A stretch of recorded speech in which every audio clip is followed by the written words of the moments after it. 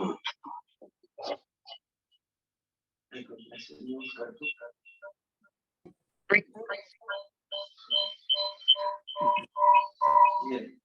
आप जब बोलते रहेंगे तो यहाँ से म्यूट रहेगा, डबल नहीं हो। अस्सलाम वालेकुम, आपको आवाज आ रही है जी सबको? Welcome to this second session. जी सर, अल्हम्दुलिल्लाह आवाज आ रही है सर। क्लियर है? कोई शोर वगैरह, एनीथिंग, कोई प्रॉब्लम टेक्निकल? No sir. चलो ठीक है जी, welcome all of you in this second session. तो ये हमारा जो सेकंड सेशन है ये है डायग्नोस्टिक इन पल्मोनरी इन्फेक्शंस। तो मेरे ख्याल में हम स्टार्ट करते हैं। डॉक्टर राशिद कमाल इज हियर विद अस। तो बेसिकली जैसे हमने डिसाइड किया था कि ये सारा जो हमारे आगे सेशन होंगे ये केस बेस्ड होंगे, तो उसके बाद फिर हमारी उसके ऊपर डिस्कशंस होंगी। तो I will request doctor Rashid कमाल काइंडली इसको आप शुरू करें। माशाल्लाह।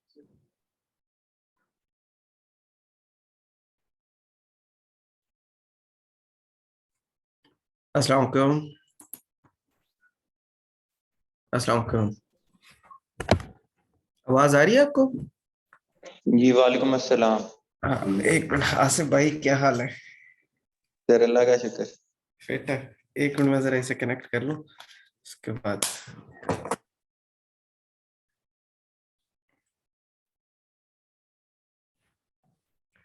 हेलो, हाँ जी, तो स्टार्ट करें।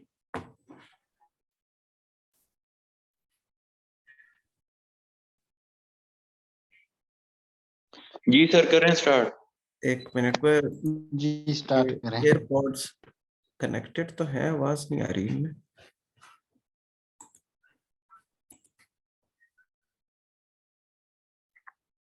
सर आपकी आवाज ठीक आ रही है। लेकिन मैं कर रहा हूँ ताकि आवाज आपको ना सके। पिछली दफा आपको हो रही थी बहुत ज्यादा। अब आ रही है ना?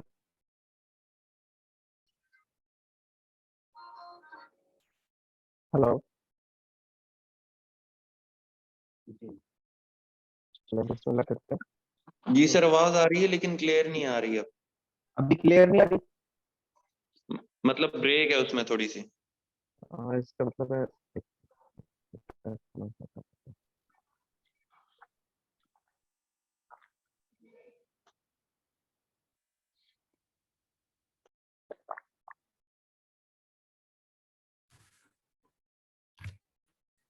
अब ठीक है? जी अब ठीक है। सही है। चले अच्छा, लास्ट सेशन जो अटेंड किया था और उसके बाद जो टास्क दी थी, तो उस टास्क में क्या क्या फायदा हुआ उस टास्क करने का? वन बाय वन जो लोग बैठे हुए हैं जिन्होंने की है टास्क, वो बताएं कि क्या आपको कोई फायदा हुआ है उस टास्क का या नहीं। बिस्मिल्लाहिर्रहमानिर्रहीम। सर मैं डॉक्टर मोहसिन बात कर रहा हूँ। सबसे पहले तो माजरत कि मेरा टास्क सबसे लेट सबमिट हुआ क्योंकि नहीं मेरा नहीं, इशू कोई मसला नहीं। तो वो सर बात ये है कि चूंकि मैं जी जी, आपकी आवाज कट रही है। मटीरियल को ढूंढने में और जी उसको एक जगह पे इकट्ठा करके उसको समझने में, तो जी आई जी, होप सो कि इतनी मेहनत के बाद जो अभी ये लेक्चर होगा तो उसमें फिर हम चीज़ों को ऑर्गेनाइज कर लेंगे। बिल्कुल कर लेंगे इंशाल्लाह। ठीक है, और कोई और बताना चाहे?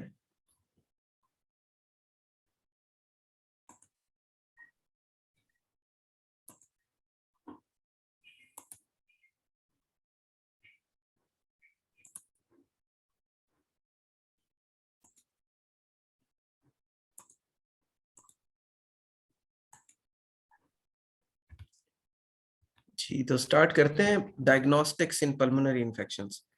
तो फर्स्ट केस पे आते हैं। 40 years old male presented with fever, cough productive of yellow color sputum, chest pain for 6 days.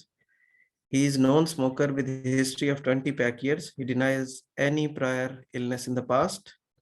Clinically, he is well oriented, normotensive, right-sided bronchial breath sounds with increased vocal resonance. WBC count was 12 and BUN was 16. तो क्या करवाएंगे इस patient के लिए? क्या करेंगे manage करने के लिए? X ray chest. X ray chest. X ray chest तो सबसे पहले होगा सर। अच्छा और सीबीसी 7 करवाएगी। ठीक है, सीबीसी तो मैंने लिख दिया ना। हम्म, और सैचुरेशन चेक करेंगे सर, सैचुरेशन कितनी है? सैचुरेशन ये ठीक है, मतलब वेल ओरिएंटेड है, ठीक है। ज्यादा शॉर्ट ऑफ ब्रेथ नहीं है, सैट्स ठीक है इसकी, और डब्ल्यूबीसी काउंट ज्यादा है जो इनिशियल लैब्स हैं, और उसमें बीजूएन जो है वो नॉर्मल है, राउंड अबाउट नॉर्मल। ठीक है सर। ठीक है, और तो इसमें ये पहले तो ये इसको क्लासिफाई कर लेते हैं ना कि ये कैप तो है डेफिनेटली, कम्युनिटी एक्वायर्ड नमूनिया है, ऐसे ही है ना। जी सर। और कम्युनिटी एक्वायर्ड नमूनिया में ये माइल्ड है, मॉडरेट है, सीवियर है? ये माइल्ड है। माइल्ड है। तो माइल्ड में जो सीडीसी की रिकमेंडेशंस है ना कि चेस्ट एक्सरे करवाना अननेसेसरी, उसकी जरूरत नहीं है। दूसरा, अगर क्लिनिकली आपको मिल जाता है, अगर clinically there is some doubt तो चेस्ट एक्सरे करवाना है। उसके बाद सेकंड कि gram staining, bacterial cultures, staining and cultures, क्या ये करवाने हैं या नहीं? नहीं सर, माइल्ड में की जरूरत नहीं। हाँ, जो माइल्ड केसेस हैं कम्युनिटी एक्वायर्ड नमूनिया, उसमें स्पूटम कल्चर का पॉजिटिविटी रेट बहुत कम है। स्टेप नीमो जो है उसका 40% तक पॉजिटिविटी रेट है, और जिसका कोई खास फायदा नहीं होता।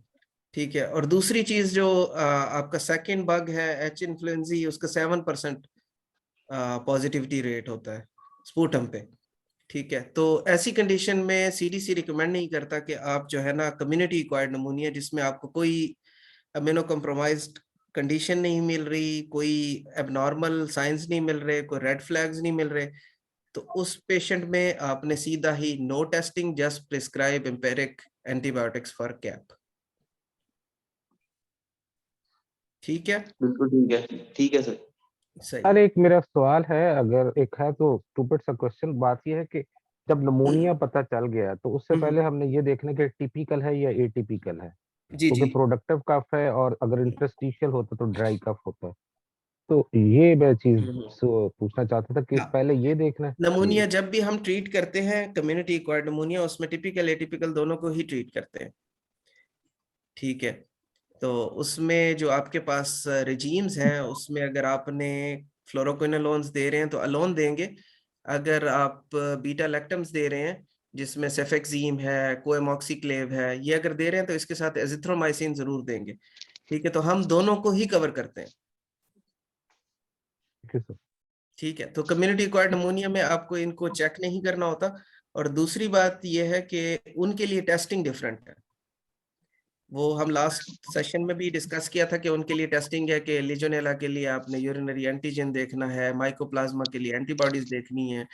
ठीक है, तो वो टेस्टिंग एक कम्बरसम है उन कंडीशंस में जब आपको पता है कि ये कम्युनिटी एक्वायर्ड है और हमने इसको कवर करना ही है। बिल्कुल ठीक है सर। ठीक है, चले नेक्स्ट चलते हैं। 40 इयर्स ओल्ड, ये तकरीबन वैसा ही केस है, इसको जरा दोबारा से देखें। 40 years old mail presented with fever, cough productive of yellow color sputum and chest pain for 6 days. He is non-smoker with a history of 20 pack years. He denies any prior illness in the past. Clinically, he is confused, hypotensive, bilateral bronchial breath sounds with increased vocal resonance. हाँ sir, जी मेरी भी बाजी chest की।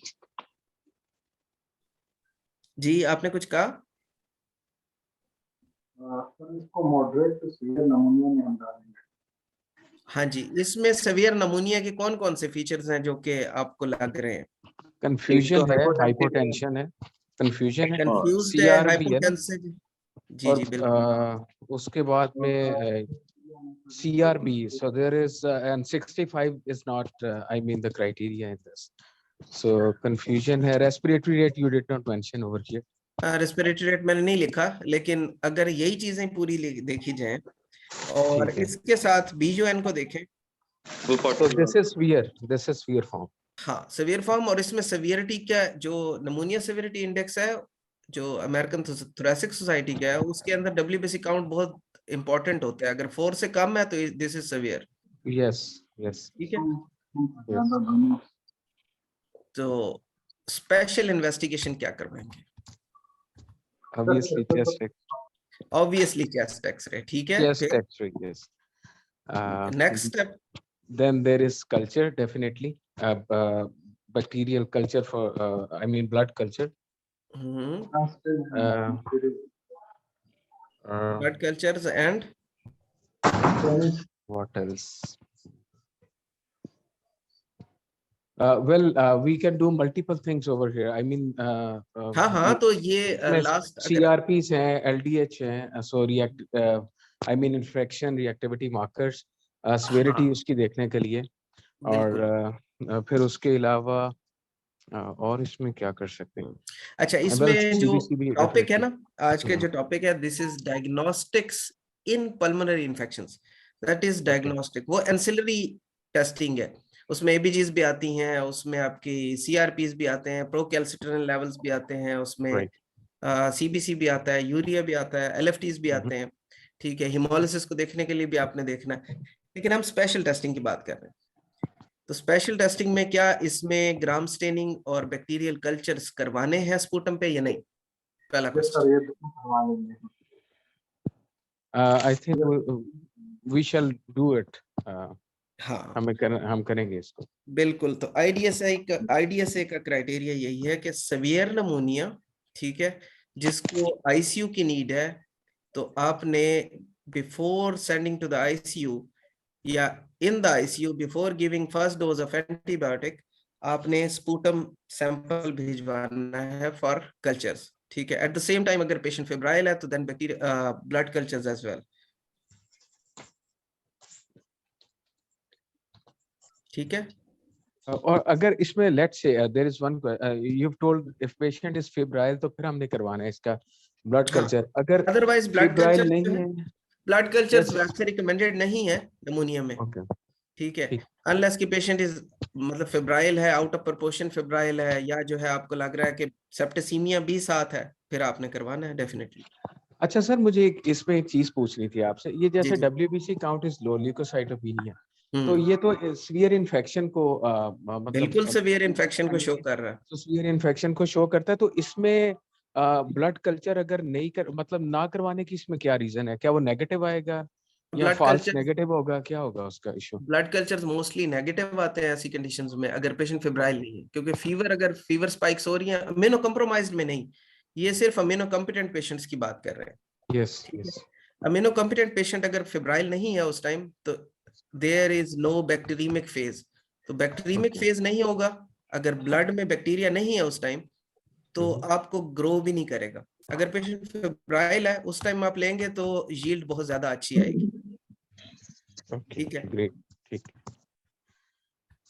Case 3, अच्छा case 3 है 40 years old male presented with fever, cough productive of yellow sputum, chest pain for 6 days, non-smoker, denies any prior illness in the past, ठीक है। clinically he is confused, hypotensive, bilateral bronchial breath sounds and increased vocal resonance, WBC count ये है, he was shifted to ICU, sputum for gram staining, culture sent in ER, came back positive for gram positive diplococci in pairs। क्या होता है ये gram positive diplococci? This is mycoplasma. नहीं, mycoplasma ग्राम stand पे नहीं आता। अच्छा, एक चीज याद रखनी है, कभी भी ग्राम स्टेनिंग की बात हो रही हो, एटिपिकल बैक्टीरिया का नाम नहीं लेना, ठीक है, क्योंकि एटिपिकल बैक्टीरिया में बेसिक कंसेप्ट ये है कि उनकी सेल वॉल नहीं होती। जब सेल वॉल नहीं होती, they usually don't stain. Streptococcus, हाँ, नीमोकोकस स्ट्रेप्टोकोकस जिसको कहते हैं, ठीक है, तो नीमोकोकस है ये, डिप्लोकोकाई इन पेयर्स, ठीक है। अब इसको आगे पढ़ें। he got better with respiratory fluoroquinolones at day 5, he started having सुना था थोड़ी देर के बाद ये जल्दी जल्दी प्रैक्टिस कर लो, अब 4 घंटों की ब्रेक करने की जरूरत नहीं है। डॉक्टर अबे प्लीज अपना माइक बंद कर लें। अच्छा, रेस्पिरेटरी फ्लोरोक्विनोलोन्स से दिए, पेशेंट बेहतर होने लग गया। At day 5 he started having fever spikes and requiring more and more oxygen supplementation। अब क्या करेंगे? ये हॉस्पिटल रिक्वायर्ड नमूनिया पर हो सकता है। हाँ, तो सबसे पहले तो आप ये बताएं कि हॉस्पिटल एक्वायर्ड नमूनिया के बैक्टीरिया कौन से हो सकते हैं? सर मैं उसमें हमारे पास सुडोमोनास सोडोमोनास, मत्ता हो Legionella। सकता है हमारे पास, नहीं नहीं इकोलाई इकोलाई और मत्ता सुडोमोनास सोडोमोनास, ठीक मत्ता, है, मरसा, और इसके अलावा हमारे पास एसिनोबैक्टर और एसिनेटोबैक्टर, बिल्कुल। तो ये वो बग्स हैं जो आपने सोचने हैं कि ये पेशेंट जो है पहले ठीक हो रहा था, या डे 5 इसको हॉस्पिटल एक्वायर्ड इन्फेक्शन हो गया, ठीक है। तो अब क्या करेंगे? सर जो एम्पेरिक थेरेपी है सुडोमोनास कवरेज भी इसको देंगे, मत्ता कवरेज भी देंगे, मीनवाइल इसके कल्चर भेज देंगे। कौन कौन से कल्चर्स भिजवाएंगे? इसमें पर ब्लड कल्चर जरूरी है। ब्लड कल्चर्स तो भिजवाएंगे। पेशेंट को आपके ख्याल में प्राइमरी सोर्स क्या है, कहाँ से आ रहा है इन्फेक्शन? सर सोर्स तो मतलब एक्सल स्टाफ सोर्स हो सकती है, डॉक्टर सोर्स हो सकता है इसका। हाँ, अच्छा। जब सिनेरियो एग्जाम के लिए सिनेरियो बनाया जाता है ना, तो उसमें एक चीज गौर से देखनी होती है कि उन्होंने कोई सिस्टम मेंशन किया है। तो इसमें अगर देखें तो इस सिनेरियो की जो लास्ट 2 लाइंस हैं, at day 5 started having fever spikes requiring more and more oxygen supplementation, ठीक है। तो इसका मतलब है कि उसका रेस्पिरेटरी सिस्टम ही प्राइमरी सोर्स है अब दोबारा इन्फेक्शन के लिए, ठीक तो है चेस्ट एक्सरे रिपीट करेंगे सर। जी। तो सर इसमें हमारे पास इन्वेसिव और नॉन इन्वेसिव सिस्टम हो सकता है। समझ नहीं आई। तो दोबारा स्पुटम हम इसका भिजवा देंगे। जी, दोबारा स्पुटम भिजवाएंगे। उसकी वजह यह है कि लाइकली सोर्स ऑफ इन्फेक्शन अब दोबारा वो रेस्पिरेटरी ही है, ठीक है। although line infection, urinary catheter associated infections, ये सारे हो सकते हैं, लेकिन इसमें क्योंकि उन्होंने मेंशन नहीं किया, इसका मतलब ये है कि ये नेगेटिव है। क्लिनिकली उन्होंने इसको देखा है, ये नेगेटिव है। और जो पॉजिटिव फाइंडिंग थी वो उन्होंने मेंशन की है सिनेरियो में कि पेशेंट का ऑक्सीजन सैचुरेशन कम हो रही है, जिसकी वजह से ऑक्सीजन नीड बढ़ रही है, ठीक है। तो हमने पल्मोनरी इस एम्बोलिज्म के लिए भी देखेंगे सर। जी पल्मोनरी एम्बोलिज्म के लिए हाँ, तो इसमें अब ये जो 5 ऑप्शंस हैं, इसमें से आप किस ऑप्शन को चूज करेंगे? सीटी या विद सीटी चेस्ट विद आईवी कंट्रास्ट पर अच्छा, सीटी चेस्ट विद आईवी कंट्रास्ट करा लेते हैं और वो कहते हैं कि CT is negative for P, फिर चेस्ट हमें एक्सरे दोबारा टेस्ट। रिपीट करेंगे। हाँ नहीं, हमने culture and blood culture sputum sputum gram stain and culture, 4th one blood cultures and CT chest, ये तीनों ही करवाने हैं हमने, ठीक है। पेशेंट आईसीयू में है, आपने कोई चीज छोड़नी नहीं है। ये नहीं है कि आज हम ये करवाएंगे और 6 घंटे बाद हमारा सीटी होगा और सीटी के बाद पता चलेगा कि ये तो नेगेटिव है पल्मोनरी एम्बोलिज्म के लिए, तो फिर हम स्क्वायर 1 पे होंगे। लेकिन अगर हम ब्लड कल्चर्स भी भिजवा देते हैं, ग्राम स्टेनिंग के लिए स्पुटम भी भिजवा देते हैं और साथ ही सीटी भी करवा लेते हैं, तो हमें ग्राम स्टेन जो है उन्हीं 6 घंटों में हमें ग्राम स्टेन भी मिल जाएगा, ठीक है सर इसमें एक क्वेश्चन है। जी। सर एक क्वेश्चन है। जी जी अगर एक पेशेंट हमारे पास एडमिट है, आईसीयू में हमने एडमिट किया है, जी। तो अगर 5 दिन बाद उसकी कंडीशन वर्स हो रही है, तो हम कौन कौन से पैरामीटर पे इसको कहेंगे कि ये पहले से वर्स हुआ है?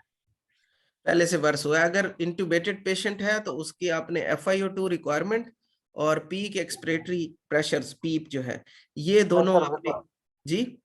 वेंटिलेटरी पेशेंट नहीं, विदाउट वेंटिलेशन है, जब हम विदाउट पेशेंट को वेंटिलेशन, विदाउट अच्छा। वेंटिलेशन है, उसकी ऑक्सीजन नीड इंक्रीज होती जा रही है। पहले उसकी डाउन हो गई थी, ठीक है, और उसके बाद दोबारा से बढ़ने लग गई है। Yes sir.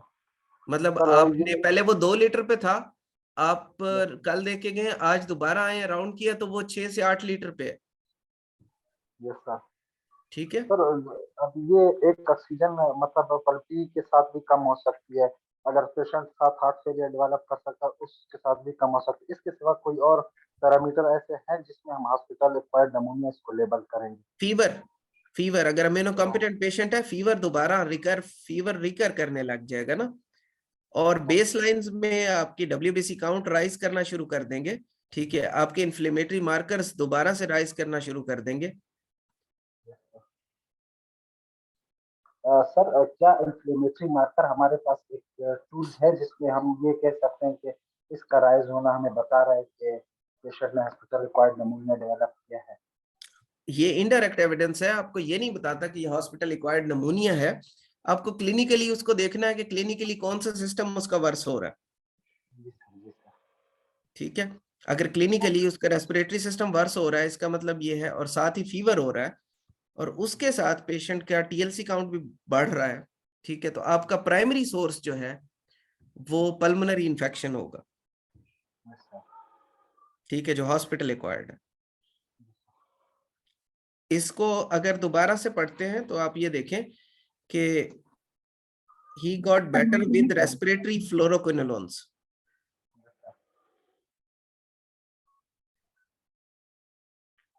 ठीक है, रेस्पिरेटरी फ्लोरोक्विनोलोन से पेशेंट बेहतर होने लग गया था, और बेहतर होने के बाद 5वें दिन जाके मिनिमम ड्यूरेशन चेस्ट इन्फेक्शन की ट्रीटमेंट की क्या है मिनिमम?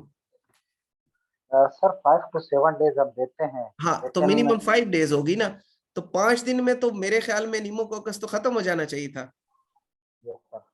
ठीक है, लेकिन वो ठीक होने के बाद दोबारा वर्स होने लग गया, इसका मतलब है कि something else is going on, और उसमें जो इम्पोर्टेंट चीज है ये more and more oxygen supplementation. Yes sir, मैं बेसिकली क्वेटा से मतलब ताल्लुक रखता हूँ, मैं पल्मोनोलॉजी का रेजिडेंट हूँ। जी जी। हाँ, यहाँ पे मैं वार्ड में काम कर रहा हूँ, तो हमारे पास पेशेंट अक्सर हॉस्पिटल एक्वायर्ड नमूनिया डेवलप कर लेते हैं, हर जी जी तीसरे से बिल्कुल। चौथा पेशेंट। तो जी उसमें हम 3 चीजें देखते हैं। एक्सरे में हम वर्सनिंग ऑफ इन्फिल्ट्रेट्स देखते हैं, बिल्कुल सही है। स्पूटम की तो क्वांटिटी बढ़ गई है या तो फ्लोरेंसी बढ़ गई है, और पेशेंट की ऑक्सीजन डिमांड बढ़ गई है। हम बाकी चीजों में अगर ये 3 चीजें हमारे साथ बढ़ रहा है तो हम टॉप पे, और साथ फीवर भी आ रहा है, तो इससे जो है हम पेशेंट को हॉस्पिटल एक्वायर्ड बिल्कुल। तो नमूनिया ये तीन जो आप बता रहे हैं ये डायरेक्ट एविडेंसेस हैं, क्लिनिकल और रेडियोलॉजिकल, ठीक है, और इनडायरेक्ट एविडेंस में आपका WBC काउंट राइज कर रहा है, आपका ESR CRP बढ़ रहा है, ठीक है, तो ये इनडायरेक्ट एविडेंसेस हैं। और उसको डायग्नोज करने के लिए अब हमने ये लेबल कर लिया कि ये हॉस्पिटल एक्वायर्ड नमूनिया हो सकता है, तो उसको डायग्नोज करने के लिए आपको ये 3 चीजें करनी है कि ये वाकई नमूनिया है, PE तो नहीं है, तो आपने CT विद IV कंट्रास्ट करवाना है, sputum for gram staining and culture with blood cultures, ये आपने दोनों करवाने हैं। सर इसमें एक और क्वेश्चन है, सॉरी, जी जी मैं जी। ये पूछना चाह रहा हूँ, अगर एक पेशेंट ने हॉस्पिटल एक्वायर्ड नमूनिया डेवलप कर लिया है, हाँ तो हाँ उसके लिए हम कौन से एंटीबायोटिक यूज करेंगे?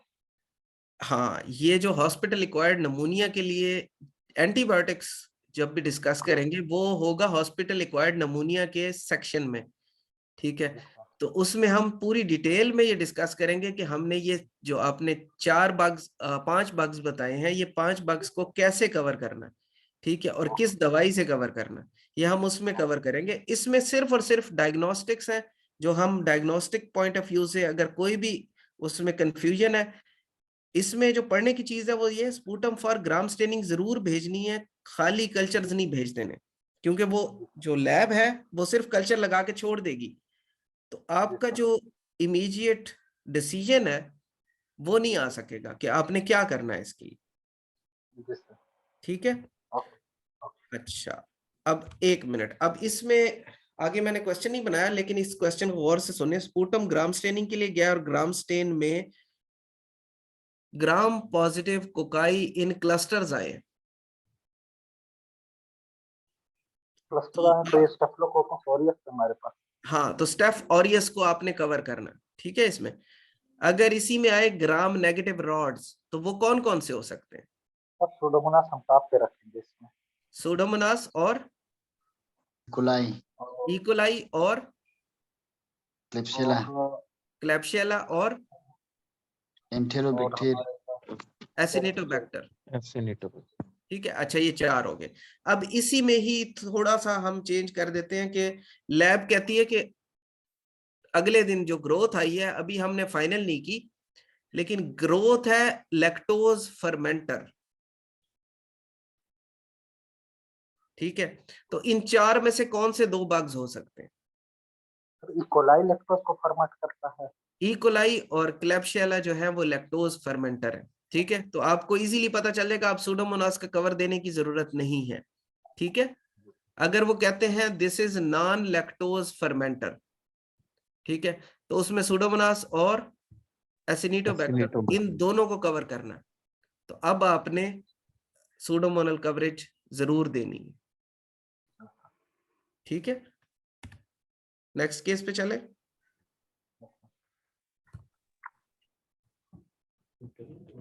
जी सर। नीचे बैठते हैं। अच्छा जी, नेक्स्ट है 52 years old male with diffuse large B cell lymphoma had R-CHOP। R-CHOP का पता है R क्या चीज है? ये एक treatment कीमोथेरेपी का वो रिजीम है। हाँ, कीमोथेरेपी की रिजीम है, लेकिन R जो है इसको जरा गौर से देखना है कि जहां R यूज हो रही है, दिस इज बायोलॉजिकल एजेंट। ठीक है, दिस इज रिटुक्सिमैब। ठीक है, तो rituximab 20 days prior to presentation उसे मिली है विद चॉप। ठीक है, presented in ER with 10 days history of dry cough. अब क्या करेंगे? रेस्पिरेटरी सिम्टम्स के लिए पहला टेस्ट कौन सा करवाएंगे? चेस्ट एक्सरे का होगा हमारा। जी, chest x-ray sir. Chest x-ray करवाएंगे। अच्छा, सारों का ओपिनियन यही है कि चेस्ट एक्सरे होना चाहिए? HRCT sorry HRCT chest. HRCT chest directly? जो सर सब चेस्ट एक्सरे पे जाएंगे, अगर हमें क्लू मिलता है तो हम चाह जी मेरे ख्याल में तो चेस्ट एक्सरे सर पहले होना चाहिए, दिस इज प्राइमरी टेस्ट। हाँ, चले चेस्ट एक्सरे करवा लेते हैं। चेस्ट एक्सरे हमने कर लिया और चेस्ट एक्सरे ये आ गया। Chest X ray came back negative for any infiltrates. अब क्या करना है? सर फिर इसके बाद हमारे पास HRCT है, pulmonary functional test, ABG, urinary antigen, mycoplasma. इनमें से क्या करना है? फिर सर HRCT चेक करेंगे सर। इसको देखिए गौर से, फिर मुझे बताएं इनमें से कोई चीज और भी हो सकती हो तो। पल्मोनरी फंक्शन टेस्ट हैं, ABGs है, यूरिनरी एंटीजन फॉर लेजोनेला है, माइकोप्लाज्मा है, HRCT या डिस्चार्ज होम ऑन एंटीटोसिव्स, जो कि इमरजेंसीज में अक्सर हम करते हैं। HRCT रैशनल क्या है, क्या सोच रहे हैं HRCT होना चाहिए? सर क्योंकि अगर इनिशियल इन्फेक्शन में ग्राउंड ग्लास आ रहा है, वो एक्सरे पे सच नहीं आता है, तो HRCT में हमें बेहतर क्लियर। बिल्कुल, तो ये सिनेरियो रखने का मकसद ही यही था कि ये बताना कि एक्सरे जो है वो इनिशियल टेस्टिंग के लिए, स्क्रीनिंग टूल के लिए यूज हो सकता है, बट डेफिनेटिव डायग्नोसिस के लिए नहीं यूज होता। ठीक है, या रूल आउट करने के लिए यूज नहीं होता कि कुछ नहीं है। नॉर्मली हम यही करते हैं ना, एक्सरे किया, एक्सरे नॉर्मल है जी, आप ठीक है, कोई मसला नहीं है छाती का, ऐसा ही होता है ना। तो ऐसा नहीं कर सकते, क्योंकि एक्सरे जो है वो उसकी सेंसिटिविटी इतनी अच्छी नहीं है स्मॉल लीजन्स पिक करने के लिए, तो इसलिए हम करेंगे सीटी। तो सीटी हमने किया और CT showed peripheral nodules with ground glass opacities. क्या हो सकता है? सर PCP नमूनिया हम ताप पे रखेंगे। PCP नमूनिया? अच्छा, PCP नमूनिया पेशेंट जो है उसको खाली ड्राई कफ है, उसको कोई मसल एक्स नहीं है, उसको कोई डायरिया नहीं है, उसका जो है सैट्स ड्रॉप नहीं हो रही, ड्राई कफ है उसे, और एक्सरे बिल्कुल क्लियर है, तो PCP पहले रखेंगे या कुछ और? सर वायरल नमोनिया जैसे कोविड नमोनिया। अच्छा, peripheral ground peripheral nodules. Ground अच्छा, glass. Peripheral nodules with ground glass opacities. Last time मैंने बताया था peripheral nodules with ground glass opacities अगर हो तो हम क्या सोचते हैं? सर एस्पेजिलोसिस तो नहीं है? चले आगे चलते हैं। अब क्या करेंगे, इसका डिसीजन क्या लेना है, पेशेंट को क्या करना है?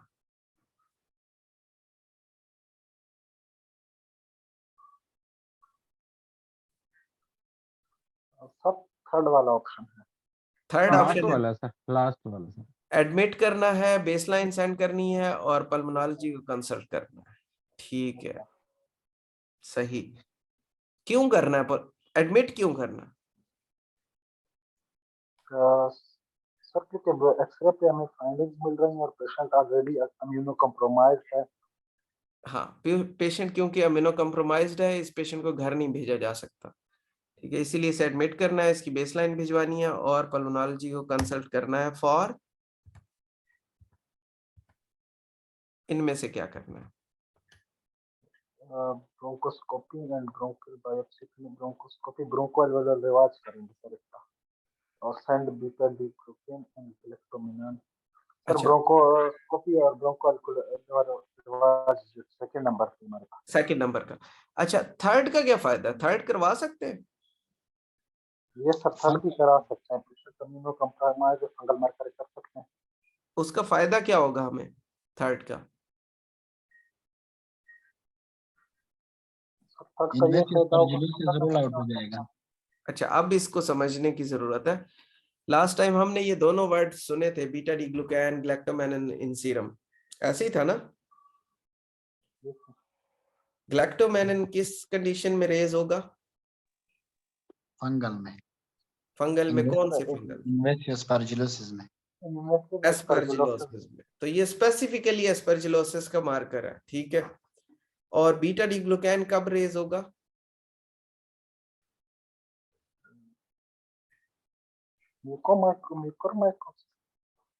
म्यूकोर में ये दोनों नेगेटिव होते हैं। पीसीपी में भी रेज हो सकता है। जबरदस्त, पीसीपी में बिल्कुल ये रेज होता है और बहुत ज्यादा रेज होता है, बिल्कुल होता है।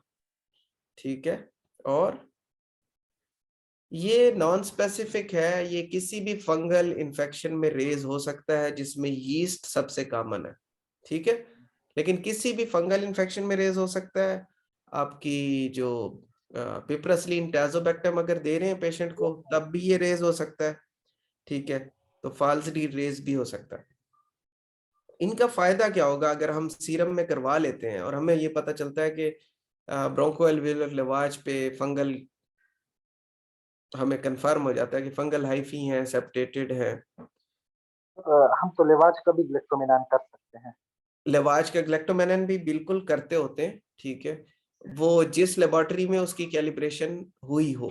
ठीक है, हर लेबोरेटरी नहीं करती उसका, लेकिन रिकमेंडेड है कि आप ब्रोंकोअल्वेओलर लेवाज का ग्लैक्टोमेनिन भेजें। इस सीरम के ग्लैक्टोमेनिन का कोई फायदा होगा हमें फर्दर? ये सर अगर हम पेशेंट को एंटी फंगल ट्रीटमेंट कोई देना चाहें। जी हाँ, एंटी फंगल अगर दे रहे हैं, लेट्स सपोज पेशेंट डायग्नोज हो जाता है ब्रोंकोअल्वेओलर लेवाज पे कि पेशेंट में फंगल हाइफी है और ब्लड जो ब्रोंकोअल्वेओलर लेवाज का कल्चर है उस पे ग्रोथ आती है कि ये एस्परजिलस फ्लेवस है और ग्लैक्टोमेनिन रेज्ड है सीरम में। अब आपने थेरेपी का रिस्पांस देखने के लिए इसको सीरियल ग्लैक्टोमेनिन सीरम में करवा के आप उसे देख सकते हैं कि ये नेगेटिव कब होता है। ठीक है, तो इसका कोई बहुत ज्यादा अच्छा रोल नहीं है कि सीरम में आप करवाएं, क्योंकि ये बहुत कॉस्टली है। लेकिन इसका ये फायदा हो सकता है कि अगर आपने ये करवाया है तो आप इसको सीरियली मॉनिटर कर सकते हैं to response to the therapy. ठीक है, सर मॉनिटरिंग के लिए करते हैं हम, मॉनिटरिंग के लिए कि आपकी थेरेपी का रिस्पॉन्स कैसा है। ठीक है, ओके सर। अब आपने जो बाल भेजा था उस पे क्या कल्चर्स भिजवाने हैं? बाल पे हम इसका सर एक तो बाल का हम GSCS कर सकते हैं, कौन दूसरा सा? हम gene expert GSCS gram staining and culture, gram staining and culture, ठीक है। और दूसरा जीन एक्सपर्ट हम कर सकते हैं ट्यूबरकुलोसिस के लिए। ठीक है, फंगल कल्चर हम कर सकते हैं। ठीक है, और पीसीपी के लिए सिल्वर स्टेनिंग जो हम करते हैं, हाँ पीसीपी के लिए सिल्वर स्टेनिंग की जरूरत नहीं होती। अगर पीसीपी करना है, अगर आपको लग रहा है कि दिस इज पीसीपी, ठीक है, तो फिर रिकमेंडेड जो टेस्टिंग है दैट इज पीसीआर। ठीक है, फ्लोरेसेंट डीएफ वगैरह या सिल्वर स्टेनिंग उसकी जरूरत नहीं होती।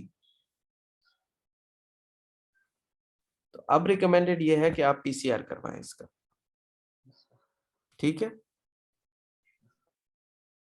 अच्छा उसकी वजह क्या है? मैंने कहा सिल्वर स्टेनिंग की या डायरेक्ट फ्लोरेसेंट स्टेनिंग की जरूरत नहीं है इसमें। उसकी कोई रीजन है? हालांकि टेस्ट तो लिखा हुआ है, बुक ने लिखा हुआ है कि पीसीपी के लिए आपने ये टेस्ट हैं जो करने हैं, लेकिन इस केस में मैं कहूंगा कि पीसीआर मैं ज्यादा पीसीआर। स्पेसिफिक है, जी, पीसीआर ज्यादा स्पेसिफिक है।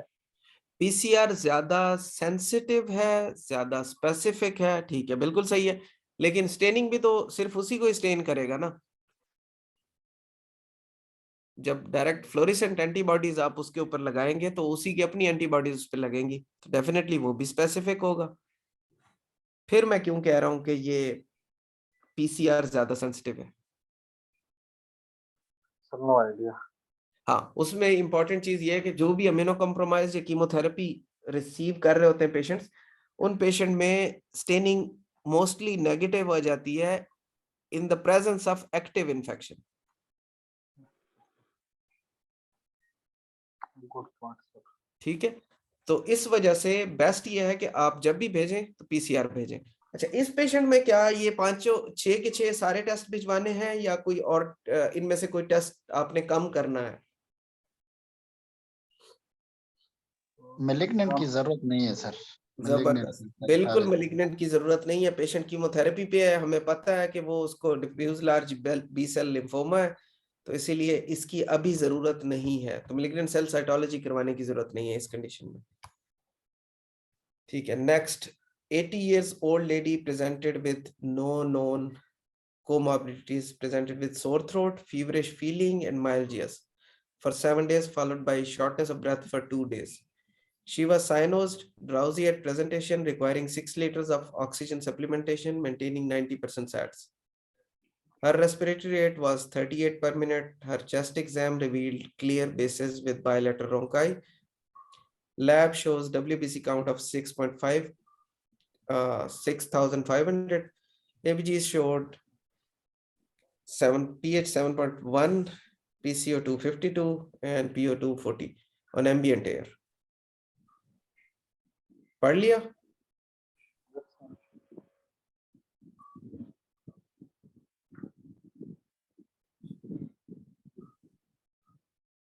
आगे चले? ठीक है, ये चेस्ट एक्सरे क्या लगता है, क्या है ये? आरडीएस स्टाफ पे रखेंगे आप? जी, आरडीएस स्टाफ पे है। ARDS है। लाइकली काज क्या हो सकती है इसकी? Covid. Covid. Covid plus heart failure दोनों हो सकते हैं। जी, कोविड प्लस हार्ट फेलियर दोनों हो सकते हैं। कोविड प्लस हार्ट फेलियर दोनों हो सकते हैं, ठीक है।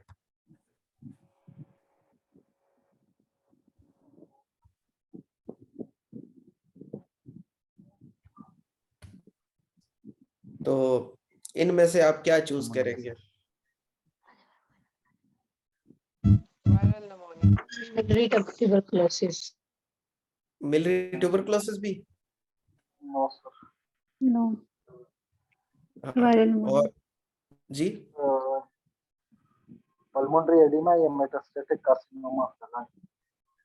हाँ मेटास्टेटिक कार्सिनोमा इसी तरह नजर आता है। सर कैनन बार्ड्स की तरह तो नजर आ रहा है। हाँ, लेकिन ये एक्यूटली डेवलप हुआ है 2 दिन में। Pulmonary oedema. तो ये पल्मोनरी एडीमा या नॉन कार्डियोजेनिक पल्मोनरी एडीमा जिसे ARDS या वायरल निमोनिया कहते हैं, ये दो, तो viral pneumonia and pulmonary oedema ये 2 डिफरेंशियल्स हो सकते हैं। Investigate for viral infection. अब क्योंकि हम इन्फेक्शंस पे जा रहे हैं, हम हार्ट फेलियर को नहीं देख रहे, तो इन्फेक्शंस में हम क्या करेंगे इसमें? और सबसे पहले हम इसके कल्चर ही देखेंगे, जी स्पुटम कल्चर। जैसे फ्रेंच जब स्वैब बेस्ट होगा क्योंकि उसमें भी सलवार नहीं होती है और इसकी भी मास कल्चर तो हो सकता है लेकिन स्टनिंग नहीं हो सकती। हाँ कल्चर। अच्छा, वायरस पे सेल वॉल भी नहीं होती और वायरस जो है ग्रो भी नहीं करता नॉर्मल कल्चर्स पे। ठीक है, तो वायरल कल्चर्स मेरी आप लोगों की जो वो थी असाइनमेंट्स, उसमें वायरल कल्चर्स का नाम लिखा हुआ था। डेफिनेटली बुक लिखती है वायरल कल्चर्स करवाएं, लेकिन वायरल कल्चर्स जो है वो स्पेशलाइज्ड रिसर्च लैब्स में होते हैं, और वो उस वक्त होते हैं जब आपको डिजीज एक्स या अननोन डिजीज का खदशा हो, तो उसके लिए पहले वायरल कल्चर्स किए जाते हैं और उसके बाद उनके पीसीआर और फिर उन्हें स्पीशिएशन करके ये बताया जाता है कि क्या चीज थी। जैसे कि कोविड आया था जब नया नया, ठीक है, तो वायरल कल्चर्स जो है वो क्लिनिकल सिनेरियोज में हम यूज नहीं करते। इस सिचुएशन में आप इनमें से कौन से टेस्ट हैं जो कि ऑर्डर करना चाहेंगे? 4, 5, 6 4, 5, 6। अच्छा अच्छा, अब मुझे ये बताएं कि 4, 5, 6, 6 और 4 में क्या फर्क है?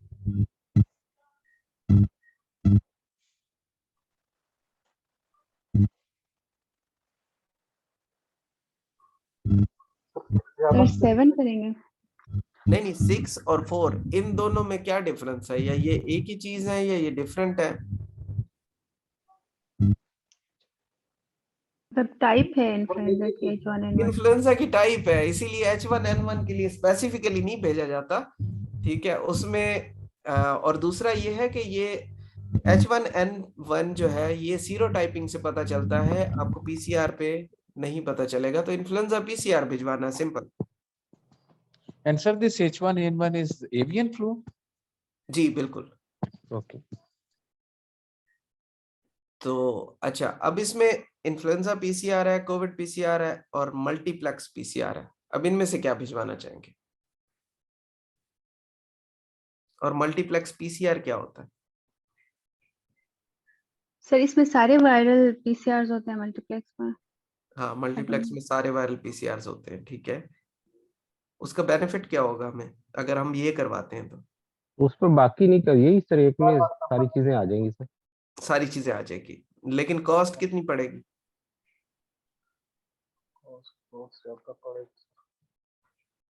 बहुत ज्यादा पड़ेगी। ठीक है, तो आप आगे चलते हैं। ये तीनों ऑप्शन ही ठीक हैं, 4, 5 और 7, ठीक है। लेकिन अगर हम आगे चले, पहले तो हम ये देख लेते हैं कि ये पीसीआर को असल में ये टेस्टिंग है क्या। ये नेट टेस्टिंग होती है, न्यूक्लिक एसिड एम्प्लीफिकेशन टेस्टिंग, ठीक है। और इसकी ये 4 डिफरेंट टाइप्स हैं जो यूज होती हैं। इसमें पहला आइसोथर्मल रैपिड नेट टेस्टिंग, ठीक है। ये रैपिड नेट आपने सुना होगा, रैपिड नेट टेस्टिंग, या नहीं सुना होगा? सुना हुआ है? सर सुना हुआ है लेकिन समझ नहीं आ रही इसकी। हाँ, रैपिड नेट टेस्टिंग जो है ना, ये रियल टाइम टेस्टिंग नहीं होती पीसीआर की। ये आपको एक चंक ऑफ पीसीआर जो उनका जीनोम है उसको बाइंड करके वो बता देते हैं, अच्छा ठीक है ये पॉजिटिव है, ठीक है, लेकिन इसके फॉल्स नेगेटिव रिजल्ट्स ज्यादा है। ठीक है, तो जब भी किसी पेशेंट को अपने बहुत ज्यादा हाई सस्पिशन हो और उसका रैपिड नेट किसी का नेगेटिव आया हुआ है, तो आप उसके ऊपर डिजीज को रिफ्यूट नहीं कर सकते कि ये डिजीज नहीं है। लेट्स सपोज आपके पास एक पेशेंट आया जो कि पिछले हफ्ते कोई और कंसल्टेंट देख रहा था और आप लोगों को कहा गया कि इसका रैपिड नेट नेगेटिव है, इसीलिए हम इसकी ओसेल्टेमिविर बंद की हुई है। ठीक है, तो आपको क्लिनिकली अगर लग रहा है कि ये रैपिड नेट नेगेटिव है और क्लिनिकली दिस इज इन्फ्लुएंजा, तो आप उसकी ओसेल्टेमिविर भी दोबारा शुरू करें और उसको रियल टाइम पीसीआर करवाएं। ठीक है, क्योंकि तभी आप ये कह सकते हैं, अगर वो पीसीआर नेगेटिव आता है फिर आप कह सकते हैं कि हाँ ये जो है ना फ्लू, वो इन्फ्लुएंजा नहीं है, उसके अलावा कुछ और हो सकता है। ठीक है, और पीसीआर का वैसे कंसेप्ट है कि पीसीआर क्या चीज होती है? पॉलीमरेज चेन रिएक्शन कहते हैं, बाकी तो पता नहीं। हाँ, पॉलीमरेज चेन रिएक्शन, लेकिन ये पॉलीमरेज चेन रिएक्शन है क्या? सर इसमें जीन के पीसेस कोई उनका भूल गए, इसमें थर्ड ईयर मेथोडोलॉजी इसमें होता ये है कि आप एक मशीन में सैंपल डालते, सैंपल के अंदर डीएनए होता है, ठीक है। उस डीएनए का एक सेगमेंट जो एक साइड होती है वो ओपन होती है। उसके बाद ये पॉलीमरेज एक एंजाइम है जो हमारी बॉडी के अंदर भी होता है। जब नया सेल बनता है तो वो ये डीएनए पॉलीमरेज जो है ये हमारा डीएनए को रेप्लिकेट करवाती है। तो ये पॉलीमरेज क्या करती है कि वहां से ये एक प्रोसेस शुरू करती है उसको दोबारा रीबिल्ड करने का, ठीक है। और रीबिल्ड करके नए जो जीनोम्स हैं वो बनाना शुरू कर देती है, ठीक है। जब काफी सारी कॉपीज बनना शुरू हो जाती हैं तो वो डिटेक्ट होना शुरू हो जाती है, ठीक है। समझ आई? Yes sir. Yes sir.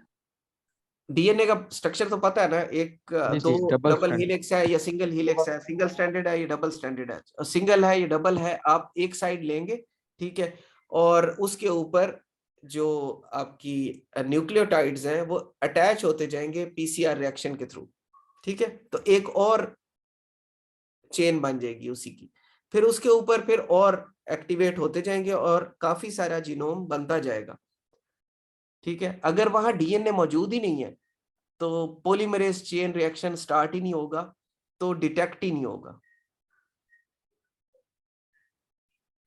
समझ आई? जी बिल्कुल बिल्कुल। हाँ, तो उसमें ऑब्वियसली अगर वायरस का डीएनए नहीं होगा तो पॉलीमरेज चेन रिएक्शन क्या करेगा? नहीं होगा, बिल्कुल।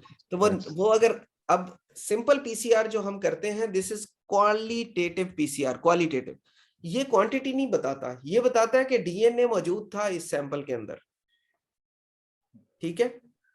डीएनए इस सैंपल के अंदर मौजूद है, लेकिन उस पे हम ये कमेंट नहीं कर सकते कि उसकी क्वांटिटी कितनी है। तो उसके लिए उन्होंने एक नया मेथड यूज किया, this is called real time PCR, ठीक है, या क्यूपीसीआर। क्यूपीसीआर सिर्फ एक काम करता है, उसमें एक डाई डाला जाता है जो नई जितनी भी चेन्स बन रही होती हैं उसके साथ अटैच होता जाता है, अटैच होता जाता है, और टाइम जितना गुजरता जाता है उसकी रेप्लिकेशन से वो अंदाजा लगाता है कि इनिशियल सैंपल में कितना डीएनए मौजूद था, ठीक है। तो ये क्वांटिटी बताता है, जो कि हम क्वांटिटेटिव पीसीआर जिसकी बात करते हैं, ठीक है। अच्छा, दूसरी कि कुछ वायरसेस जो हैं, जैसे कि आपकी हेपेटाइटिस सी का वायरस है, इसी तरह कोविड का है, इनमें पीसीआर, क्योंकि इनका तो डीएनए होता नहीं है, इनका तो आरएनए है, तो आरएनए को कैसे बनाना है?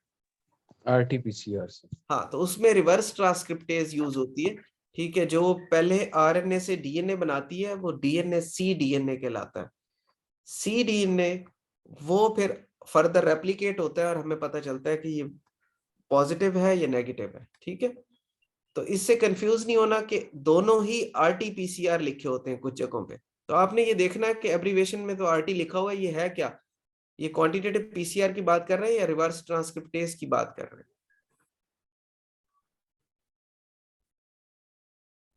ठीक है।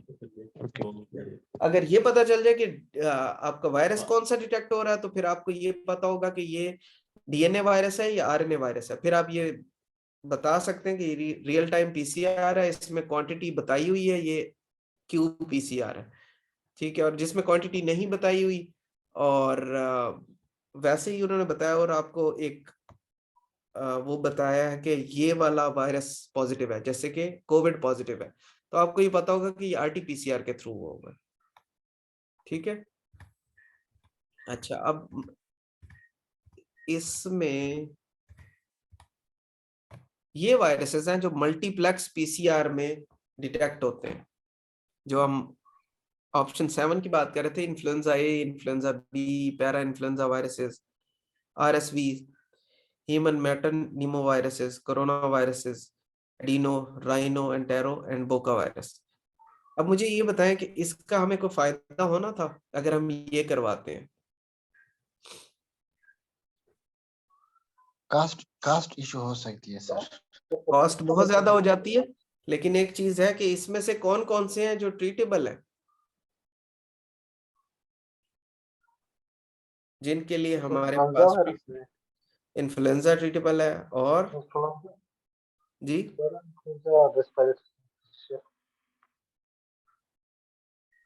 कोरोना वायरस हो गया। कोरोना वायरस, हाँ उसके ऑप्शंस तो हैं हमारे पास, ठीक है। और एडिनो वायरस, एडिनो वायरस हमने ट्रीट किया था लास्ट टाइम, ठीक है, लेकिन वो है रिसर्च बेस्ड थेरेपी, ठीक है। वो लास्ट टाइम ट्रीट तो किया था हमने, लेकिन वो रिसर्च बेस्ड थेरेपी है, ठीक है। तो आइडियली इन सब की ट्रीटमेंट, सफिशिएंट ट्रीटमेंट हमारे पास अवेलेबल नहीं है। अब अगर आपने इस पेशेंट को सिर्फ इस चीज के लिए कि हमारा कोई और पेशेंट इन्फेक्ट ना हो, तो मल्टीप्लेक्स पीसीआर आपको हेल्प करेगा कि ये पेशेंट इस चीज का है, आपको इसको आइसोलेशन में रखना है, कौन सी आइसोलेशन में रखना है, ठीक है। लेकिन पेशेंट के लिए ये बेनिफिशियल इतना ज्यादा नहीं होगा।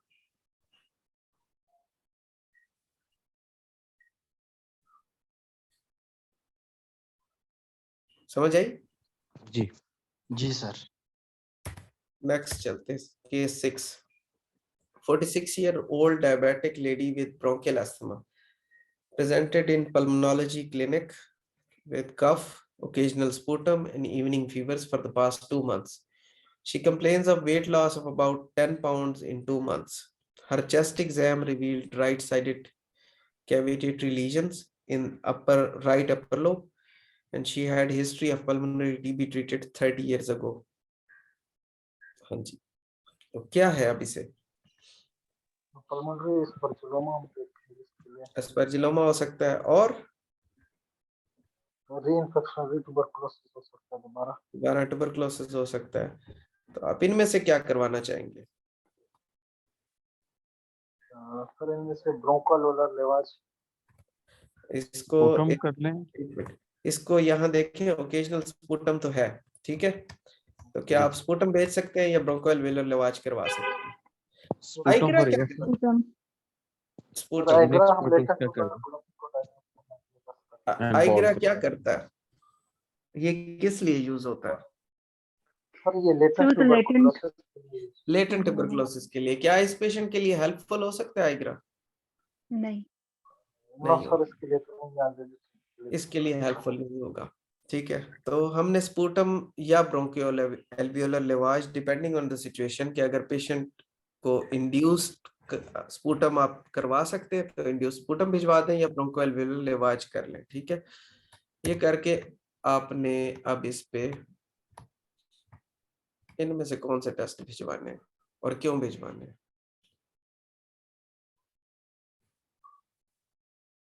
कैविटी के डिफरेंशियल्स क्या है? कैविटी को इन्फेक्शियस में डालते हैं, नॉन इन्फेक्शियस में हम डालते हैं, ठीक है। इन्फेक्शियस के डिफरेंशियल, हम नॉन इन्फेक्शियस नहीं बात कर रहे ना, इसीलिए इन्फेक्शियस पे चलते हैं। इन्फेक्शियस में हमारे पास ट्यूबरकुलोसिस हो सकता है, ठीक है। और स्टेफिलोकोकस ऑरियस कैविटी काज कर सकता है, स्टाफ ऑरियस का, क्लेब्सिला निमोनिया का, क्लैप्शियला निमोनिया कर क्लेब्सिला सकता है, और है और एक और फंगल भी हो सकती है। फंगल हो सकता फंगल है, भी हो सकता ठीक है। और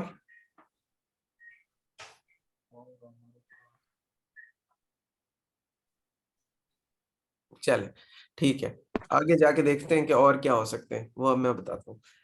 स्पुटम फॉर एफबी स्टेनिंग क्यों करवाएंगे? टीबी के लिए, टीबी के लिए यस। और टीबी टीबी के अलावा टीबी और करा सकते हैं। नहीं करवाएंगे तो सही, ये सारे करवाएंगे। टीबी के लिए करवाएंगे, किसी और चीज के लिए भी करवाएंगे? माइकोबैक्टीरियम अदर देन ट्यूबरकुलोसिस, जो एनटीएम है सारा। हाँ जी, माइकोबैक्टीरियम अदर देन ट्यूबरकुलोसिस, और और नोकार्डिया भी इसमें पॉजिटिव आता है एसिड फास्ट। नोकार्डिया भी पॉजिटिव आता है। तो क्या नोकार्डिया कैविटी करता है? Yes sir. करता है, कर बिल्कुल सकते। ठीक। अच्छा, जीन एक्सपर्ट हमें क्या हेल्प करेगा? अब जीन एक्सपर्ट हमें मतलब ज्यादा Resistant TB। टीबी और नंबर मॉट में डिफरेंशिएट भी कर सकते हैं जीन एक्सपर्ट से। जीन और एक्सपर्ट दूसरा टीबी और मॉट में डिफरेंशिएट हो सकता है। ठीक है, जबरदस्त। और ठीक है, दूसरा रेजिस्टेंस का पता चलेगा। ठीक है। और बैक्टीरियल कल्चर्स क्या करते हैं? जो बैक्टीरियल ऑर्गेनिज्म अपने टेरिटरी पे उनका भी नहीं कौन कौन से बैक्टीरियल ऑर्गेनिजम्स जो आपने गिनवाए हैं? क्लैब्सियला है और स्टेफाइलोकोकस ऑरियस स्टेफ ऑरियस है और वाला अभी जो मेरे ख्याल में क्या नाम है आपका, मिस एक मिनट, किसी ने अभी बोला था, मुझे नाम भूला हुआ है। Nocardia nocardia.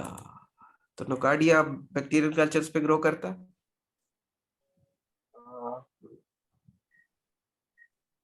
या माइकोबैक्टीरियल कल्चर पे ग्रो करता है? का आइडिया नहीं है। सर बैक्टीरियल कल्चर पे होना चाहिए। हाँ, नोकार्डिया बैक्टीरियल कल्चर पे ग्रो करता है। ठीक है।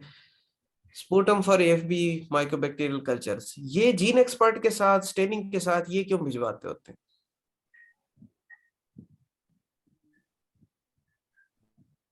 क्वेश्चन है सर इसकी सेंसिटिविटी ज्यादा है। इसकी सेंसिटिविटी ज्यादा है।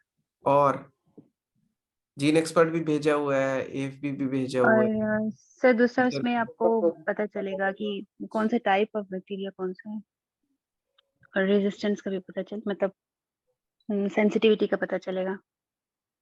ड्रग ससेप्टेबिलिटी का भी पता चलेगा। ड्रग और टाइप से क्या मुराद है, कौन सा टाइप? मतलब सर इसमें माइकोबैक्टीरिया कौन सा है, मतलब अगर एनटीएम है तो इसमें टाइप ऑफ बैक्टीरिया कौन सा है वो पता चलेगा। ठीक है। और fungal culture and staining fungal के लिए। ठीक है, आगे चलते हैं। तो रिजल्ट्स आए हैं, AFB staining came back positive for AFB. अब क्या करेंगे? टीबी की दवाई शुरू करेंगे? सर इसका जीन एक्सपर्ट पॉजिटिव है नेगेटिव है? जीन एक्सपर्ट नेगेटिव है। अब क्या करेंगे? तो सर एनटीएम के लिए एनटीएम है फिर।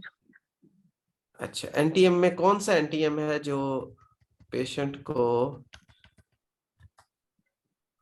2 महीने में इतना वेट भी लूज करवा देगा, एक कैविटी भी बना देगा?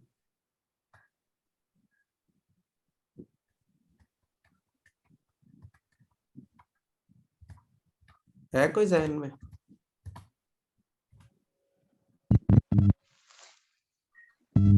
सब एस्परजिलोसिस होता है जो प्रीवियस टीबी की कैविटी में वो आके ग्रो कर लेता है।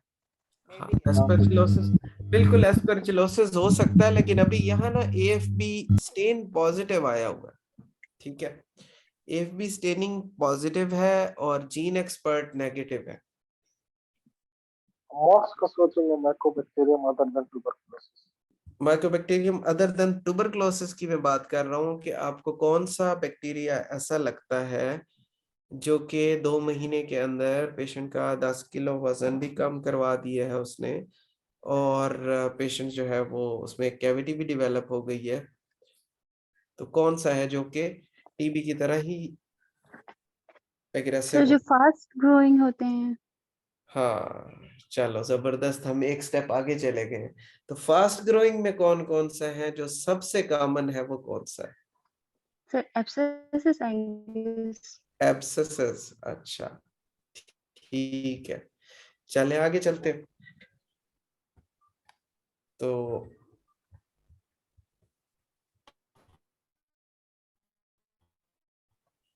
यहाँ चले, इधर देखें ये क्या है जी?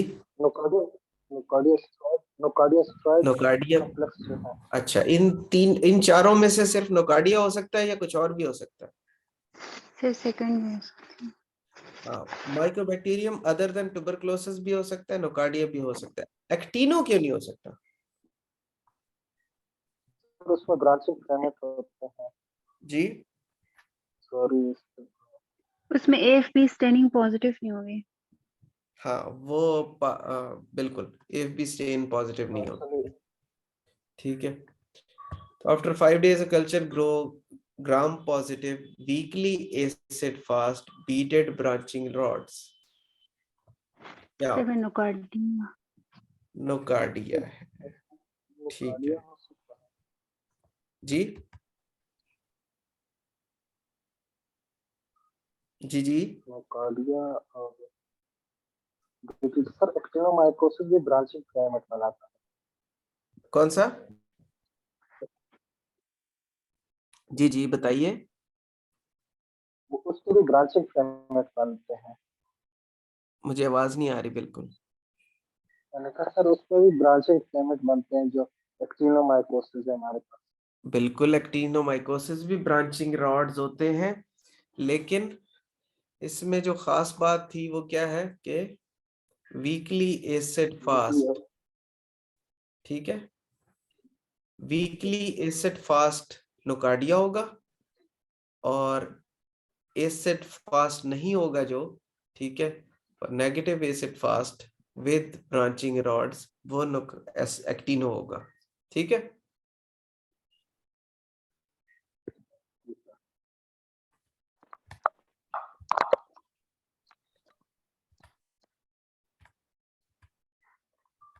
फाइनल रिपोर्ट में क्या आया होगा? आपने डायग्नोस कर लिया वैसे नोकार्डिया। थर्ड होगा। ठीक है,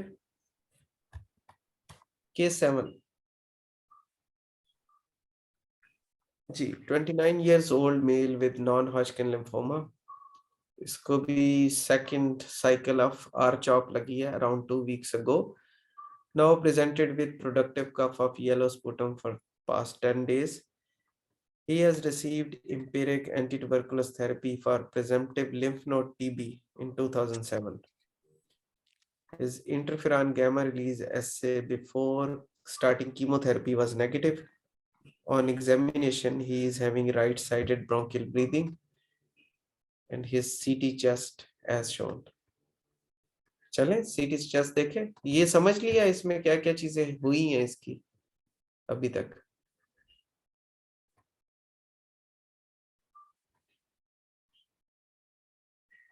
जी, इसको पहले टीबी का ट्रीटमेंट हुआ है, लेटेंट टीबी रूल आउट कर दी हुई है उन्होंने बिफोर टीबी का ट्रीटमेंट हुआ है, एम्पिरिक एंटी टीबी ट्रीटमेंट मिला है प्रिजम्पटिव लिम्फ नोड टीबी पे। ठीक है, जो कि हम कॉमनली करते हैं। ठीक है, ये क्या शो करता है कि इंटरफेरॉन गामा रिलीज ऐसे अगर नेगेटिव आया हुआ है किसी का, क्यों नेगेटिव आया है? ये लेटेंट टीबी रूल आउट होते हैं। लेटेंट टीबी रूल आउट होगी, इसका मतलब कुछ और भी है। खाली लेटेंट टीबी रूल आउट नहीं हुई, इससे कुछ और भी रूल आउट हो गया। एक्टिव टीबी भी जी नहीं है। एक्टिव टीबी पे तो ये नेगेटिव में भी एक्टिव टीबी हो सकती है। ठीक है, अगर सर इसमें अब जी जी जी जी बोले। नहीं इस पे नहीं होता। हाँ हाँ हाँ अच्छा, सर अब जरा BCG वैक्सीनेशन का बता रही थी वो। BCG वैक्सीनेशन का इसके ऊपर इफेक्ट नहीं आता। ठीक है, अच्छा इसमें इंपॉर्टेंट चीज ये है कि 2007 में एम्पिरिकली से एंटी टीबी थेरेपी दी गई। अगर इस वक्त इसे एक्टिव डिसेमिनेटेड टीबी नहीं है तो इसका मतलब है कि previously that person was wrongly treated for TB. Yes sir. ठीक है, समझ आए? थोड़ा सा इलेबोरेट करें प्लीज इसको, जी। थोड़ा सा कि ये कैसे हमें पता चला कि इसको पहले रॉन्ग ट्रीटमेंट हुआ। हाँ कि अगर ट्रीटमेंट वो सही हुआ होता तो फिर ये पॉजिटिव आता। हाँ, interferon gamma release release assay। ऐसे जस्ट लाइक इस तरह है कि एक कमरे में आग लगी है और उस कमरे में आपने सफाई तो कर दी, लेकिन उसमें तारों की बू ऐसी आ रही है जो जली थी। ठीक है, ठीक है। जब भी कोई जाएगा वहां सूंघेगा तो वो कहेगा हाँ तारों की बू है। ठीक है। तो इंटरफेरॉन गामा रिलीज ऐसे सिंपली एक मैकेनिज्म है जो हमारे लिम्फोसाइट्स हैं, जब भी उन्हें वो एंटीजन प्रेजेंट किया जाता है they start releasing interferons. Okay. ठीक है। अब अगर हमारे लिम्फोसाइट्स वो एक दफा उसका मजा चख चुके हैं, तो नेक्स्ट टाइम उन्हें जब भी वो एंटीजन प्रेजेंट किया जाएगा दे स्टार्ट रिलीजिंग इंटरफेरॉन्स। इसका मतलब ये है कि अगर पेशेंट को इस वक्त डिसेमिनेटेड टीबी नहीं है, अब डिसेमिनेटेड टीबी में इंटरफेरॉन गामा रिलीज ऐसे नेगेटिव आ जाता है, ठीक है, वो इस वजह से कि अम्यूनो डेफिशिएंट हो जाता है पेशेंट। डिसेमिनेटेड टीबी का कंसेप्ट पता है ना? Extra pulmonary you are talking extra about, right? Pulmonary disseminate कर गई है और वो बोन मैरो को भी इन्वॉल्व किया हुआ उसने, ठीक है। Okay, okay. उस कंडीशन में इंटरफेरॉन गामा रिलीज ऐसे फाजली नेगेटिव आता है क्योंकि हमारा जो इम्यून सिस्टम है वो स्टन होता है, तो इम्यून ठीक है। सिस्टम वो इसको आइडेंटिफाई कर नहीं सकता। अदरवाइज अगर पेशेंट नॉर्मल है और उसको डिसेमिनेटेड टीबी नहीं है, और फिर अगर आप किसी पेशेंट कोई आके कहे कि मैंने टीबी की ट्रीटमेंट ली थी और आपने इग्रा उसका देखा और इग्रा नेगेटिव है, तो इसका मतलब ये है कि इग्रा जो है वो नेगेटिव आने की एक ही वजह है कि उसे रॉन्गली ट्रीट किया गया था 2007 में when that person was having lymph nodes, probably that was the start of non-Hodgkin lymphoma. Okay. ठीक है।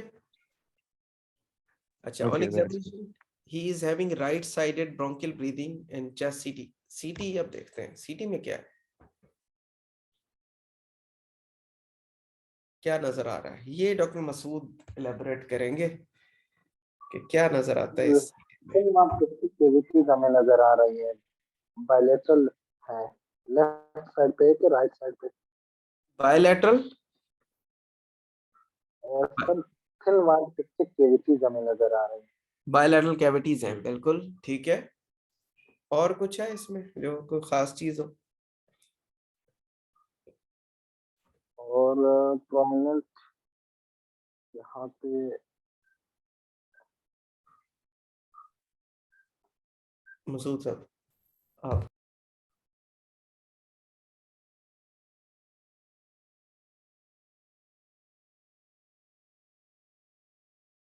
ठीक है। तो इसमें बायलैटरल कैविटीज हैं जो कि मोर मार्क्ड ऑन राइट साइड, ठीक है। हम आगे चलते हैं। क्या हो गया, ये रुक क्यों गई है? नेक्स्ट। तो डिफरेंशियल्स में क्या हो सकता है इनमें से?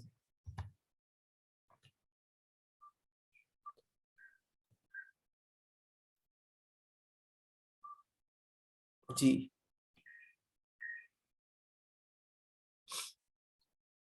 Invasive fungal cyst infection, invasive fungal chest infection बिल्कुल हो सकता है, और ट्यूबरकुलोसिस इटसेल्फ हो सकता है। ट्यूबरकुलोसिस इटसेल्फ हो सकता है। क्यों? हमने पीछे इग्रा को एक्सप्लेन भी किया, फिर भी ट्यूबरकुलोसिस हो सकती है? No sir. नहीं सर हो इसको सकती, दिया है आपको हो सकती है, मैंने वही कहा कि हो सकती है। अभी कीमोथेरेपी। हमने ये रूल आउट नहीं किया कि ये डिसेमिनेटेड टीबी तो नहीं है साथ, ठीक है। तो डिसेमिनेटेड टीबी में इग्रा नेगेटिव आ सकता है। अच्छा, फिर और इसके अलावा नॉन ट्यूबरकुलस माइकोबैक्टीरियल इन्फेक्शन और भी हो सकता है इसका। बहुत हो सकता है, Yes, sir. ठीक है। नोकार्डिया Yes, sir, वो भी कैविटी कराता है। कैविटी कराता है। एक्टिनो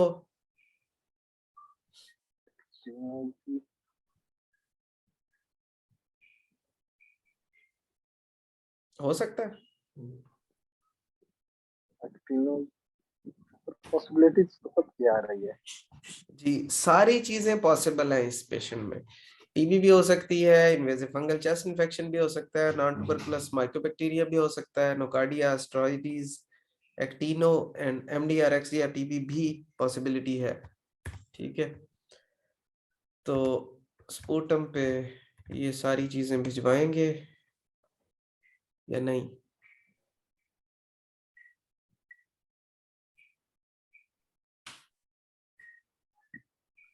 जी, स्पूटम पे ये सब कुछ भिजवाएंगे या इनमें से कुछ भिजवाएंगे अभी फिलहाल? सर यहाँ से कुछ भिजवाएंगे, सब नहीं भिजवाएंगे जी सर, कुछ भिजवाएंगे। क्या क्या? सर हम स्पूटम, बाल और एएफपी, बाल का जो एएफपी और जीन एक्सपर्ट, ठीक है, एफबी जीन एक्सपर्ट, ठीक है, और फंगल कल्चर हम भिजवा सकते हैं इनका। फंगल कल्चर, बस ये दो चीजें, बैक्टीरियल कल्चर नहीं भिजवाना? ये सर बैक्टीरियल भी भिजवाना है। ठीक है। अच्छा, इधर पीछे चलते हैं, इसको गौर से देखें। इसमें क्या दो बैक्टीरियाज हैं?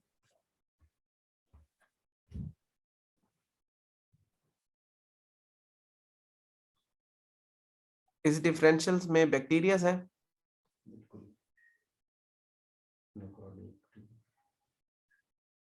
जी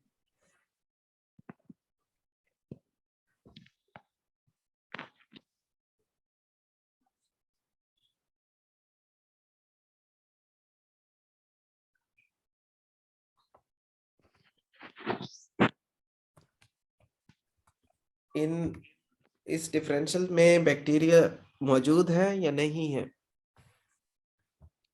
यस सर है। कौन यस कौन? Sir, nocardia, actinomycosis. हाँ, तो फिर अगर हमारे डिफरेंशियल्स ये हैं तो क्या हम बैक्टीरियल कल्चर्स को छोड़ देंगे? No sir. हाँ, तो बैक्टीरियल सर कल्चर्स नहीं करवाएंगे। छोड़ने।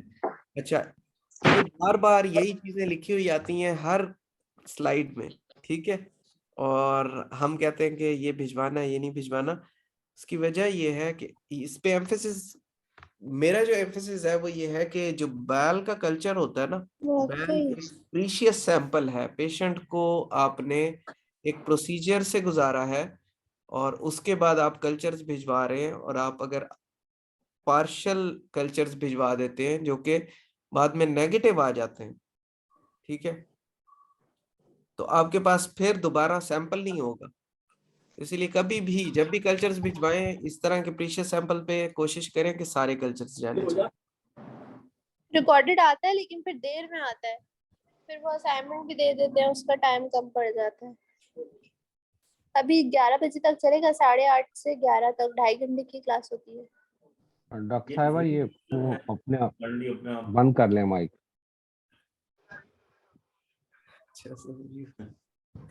अच्छा जी, initial report revealed sputum for FB staining positive 3+.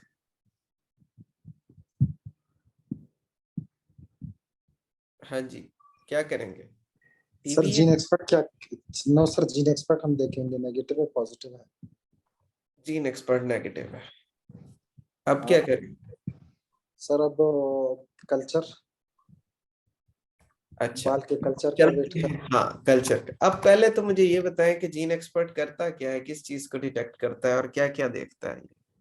Sir gene expert जो हमारे पास दो चीजें देखता है, एक तो जो ऑर्गेनिज्म है उसके जीन्स को डिटेक्ट करता है, दूसरा हमें रिफम्पिसिन की जो रेजिस्टेंस है उसके बारे में आइडिया थोड़ा दे देता है। ठीक है, तो अब इन 5 ऑप्शंस में से कौन सा ऑप्शन करेक्ट है, इसको गौर से पढ़ें। It checks the mycobacterial genome, it checks the mycolic acid genome, it checks all the AFP positive genomes, it checks the mycobacterium tuberculosis gene, it checks the mycobacterium tuberculosis and mycobacterium bovis genome.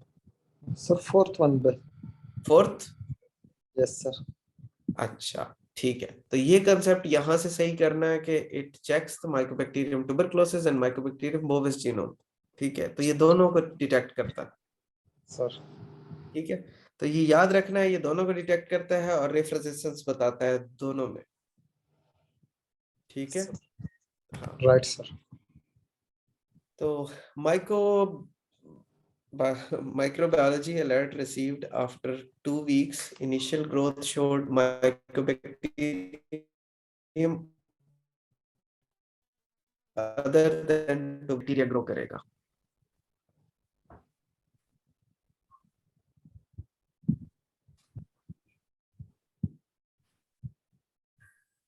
Mycobacteria 2 weeks में कौन सा grow करता है? Sir exact नहीं है पता। हाँ, तो इनमें आपने ना rapid growing and slow growing की तीन एग्जाम्पल्स वो आपने हमें शेयर करनी है। रैपिड ग्रोइंग मॉड और स्लो ग्रोइंग मॉड, ठीक है। सर इसमें दो किस्म के मीडिया इस्तेमाल करते थे, एक लिक्विड था एक सॉलिड था। एक पे ऑर्गेनिज्म जल्दी ग्रो करते थे, एक पे थोड़ा टाइम ले लेते थे। ठीक है। अच्छा, इसमें जो ये जो ग्रो किया हुआ है ये रैपिड वाले पे ही है, लेकिन रैपिड वाला भी हो तो MTB से ये फास्ट है, ठीक है। तो अब मेरे ख्याल में एक कैंडिडेट थी, उन्होंने कुछ देर पहले एक पिछले सिनेरियो में बात की थी कि ये हो सकता है एब्सिसिस इस तरह कोई उसने कहा था। जी बिल्कुल, माइक्रोबैक्टीरियम एब्सिसस, ठीक है। ये फास्ट ग्रोइंग है और ये कैविटेटरी लीजन्स करता है, एब्सिसस बनाता है, ठीक है। तो हो सकता है कि ये हो, अभी मैं नहीं कह रहा कि ये होगा, लेकिन अभी देखते हैं कि अच्छा, final speciation and drug susceptibility testing to follow after MALDI TOF analysis.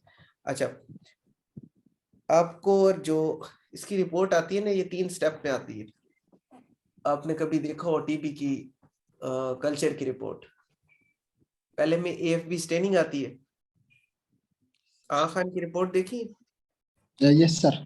हाँ, उसमें पहले वो आ जाती है कि जी AFB स्टेनिंग पॉजिटिव है, ठीक है। उसके बाद 2 हफ्ते 3 हफ्ते पे वो आता है कि ग्रोथ है, ठीक है, किसी अदर देन ट्यूबरकुलोसिस की, और उसमें सेंसिटिविटीज नहीं दी जाती और ना ही स्पीशी बताई जाती है। उसके बाद दोबारा एनालिसिस होता है उसका, और उसके बाद आपको ड्रग ससेप्टेबिलिटी टेस्टिंग और फाइनल स्पीशिएशन वो बताई जाती है, ठीक है। तो इसके लिए यूज होता है माल्डीटॉफ। अच्छा, अब आज की डायग्नोस्टिक की जो क्लास थी उसमें इंपॉर्टेंट चीज ये थी कि हमारे पास जो पाकिस्तान में जहां जहां अवेलेबल हैं ये चीजें, ये आपको पता हो तो खान और हमारा NIH, ये 2 हैं जो आपको मॉड की स्पीशिएशन बता सकते हैं, ठीक है। जब भी मॉड आपका हो ग्रो करे, आप उसको खान भी भिजवा सकते हैं। आपकी अपनी लैब में ग्रो कर रहा है, आप उसको खान भिजवा सकते हैं कि हमें स्पीशिएशन बताएं और ड्रग ससेप्टेबिलिटी टेस्टिंग बताएं, ठीक है। या फिर आप अगर फ्री ऑफ कॉस्ट करवाना चाहते हैं तो NIH भिजवा सकते हैं, जो कि अब CDC है हमारा। सर चुगताई से नहीं होता? नहीं, चुगताई से नहीं होता, स्पीशिएशन नहीं बताएंगे वो मॉड बताएंगे, ठीक है, ड्रग ससेप्टेबिलिटीज बता देंगे, लेकिन आपको ये नहीं पता होगा कि ये फाइनल स्पीशी कौन सी है,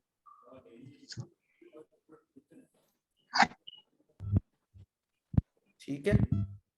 सर ये कौन से कैंपस पे होता है? खान में नहीं, जो दूसरा बता रहे। NIH हमारा जो इस्लामाबाद में है, नेशनल इंस्टीट्यूट ऑफ हेल्थ, जिसको हम समझते हैं एलर्जी सेंटर है, अच्छा, ठीक है।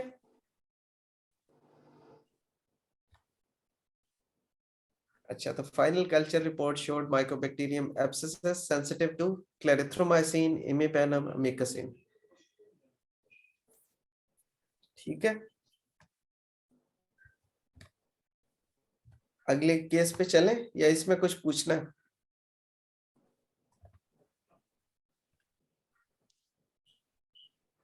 जी, अगले केस पे चलें। Yes sir. ठीक। नेक्स्ट केस है 34 years old male fox hunter presented with dry cough for the past 2 months, which is not responding to antitussives. He denies any prior history of allergies or asthma. Exam revealed left-sided absent breath sounds with impaired percussion note. Chest X-ray revealed as under. क्या है ये?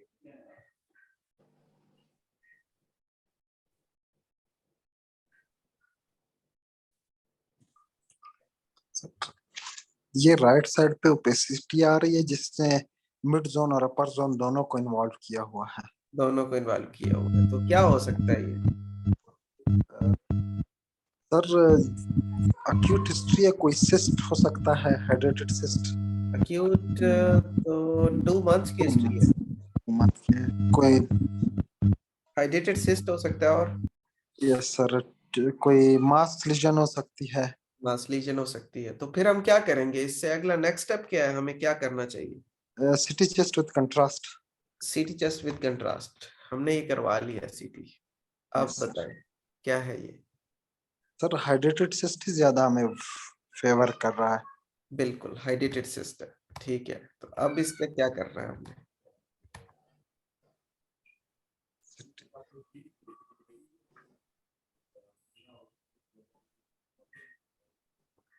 Sir काइनोकोकस antibiotics टाइटर इसका भेज देंगे। ठीक है। सीटी guided aspiration of the cyst करनी है? सर ये प्रीवियसली रिकमेंड था, अभी ये रिकमेंड नहीं है जहाँ तक मुझे याद आ रहा है। हाँ, क्यों रिकमेंडेड नहीं है?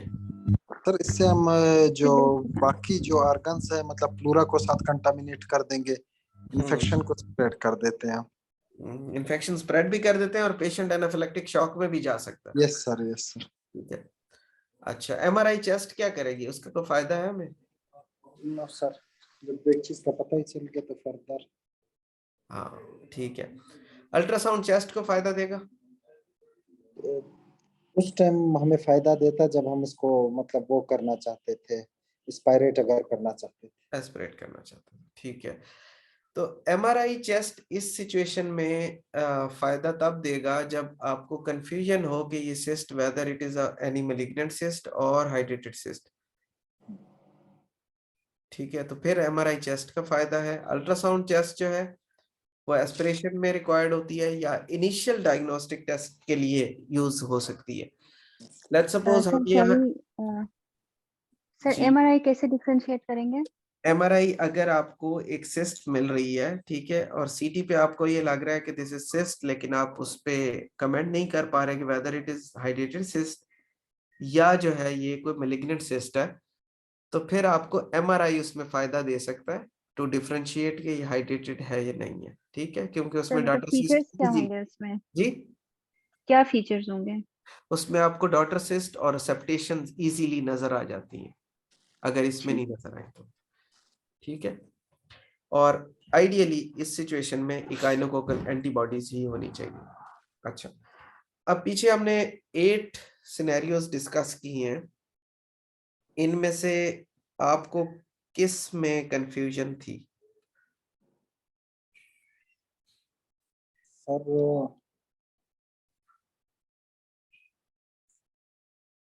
मोड्स वाले में। मॉट वाले में? यस सर, उसमें काफी चीजें बेहतर हुई।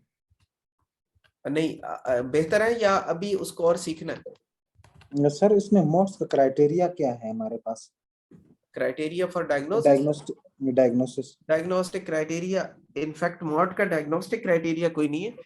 मॉट जितने भी होते हैं they are in the differentials of tuberculosis.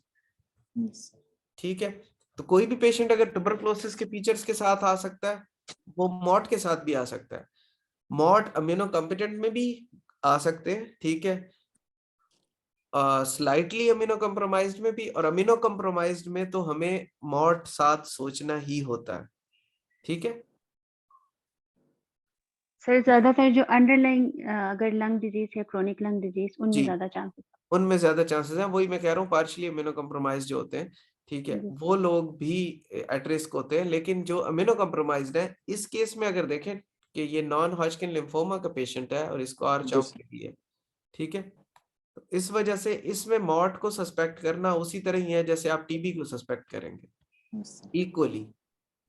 ठीक है, लेकिन अगर कम्युनिटी से अगर आपके पास कोई पेशेंट आ रहा है जिसको और कोई मसला नहीं है और पेशेंट कहता है मुझे बुखार है, वेट लॉस है, तो आपका पहला डिफरेंशियल ट्यूबरकुलोसिस ही होगा पाकिस्तान के अंदर। जी सर। ठीक है, अच्छा, इसमें और कोई क्वेश्चन?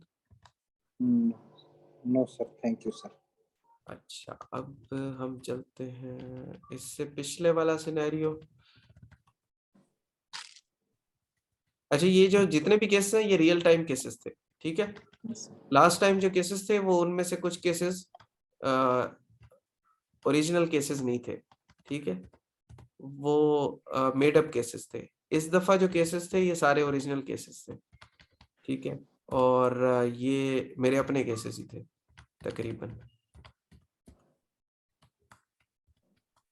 ठीक है, तो इसमें कुछ सीटी स्कैन्स आपको या एक्सरेज मिले होंगे, वो एक्सरेज उनके अपने नहीं है। ठीक है, बाकी जो डाटा था वो उनका अपना था। अच्छा, अब हम चलते हैं, एक मिनट। तो डायग्नोस्टिक्स में आपने कौन कौन से पॉइंट्स हैं जो आज सीखे हैं?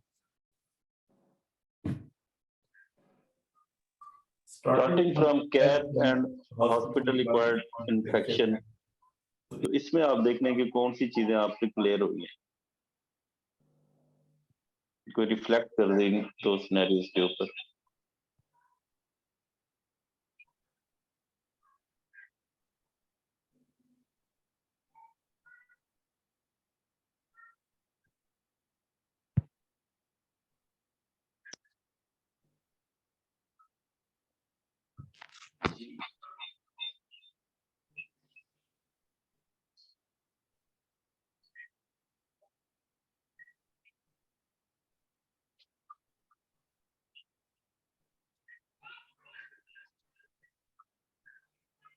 जी, कोई बताना चाहेगा?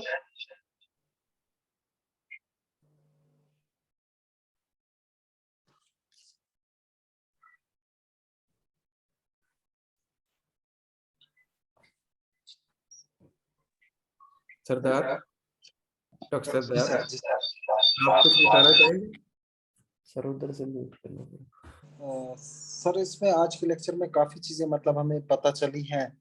एक तो हमें मतलब इसका ये एक तो मोड्स के बारे में हमें काफी मतलब इंफॉर्मेशन मिली।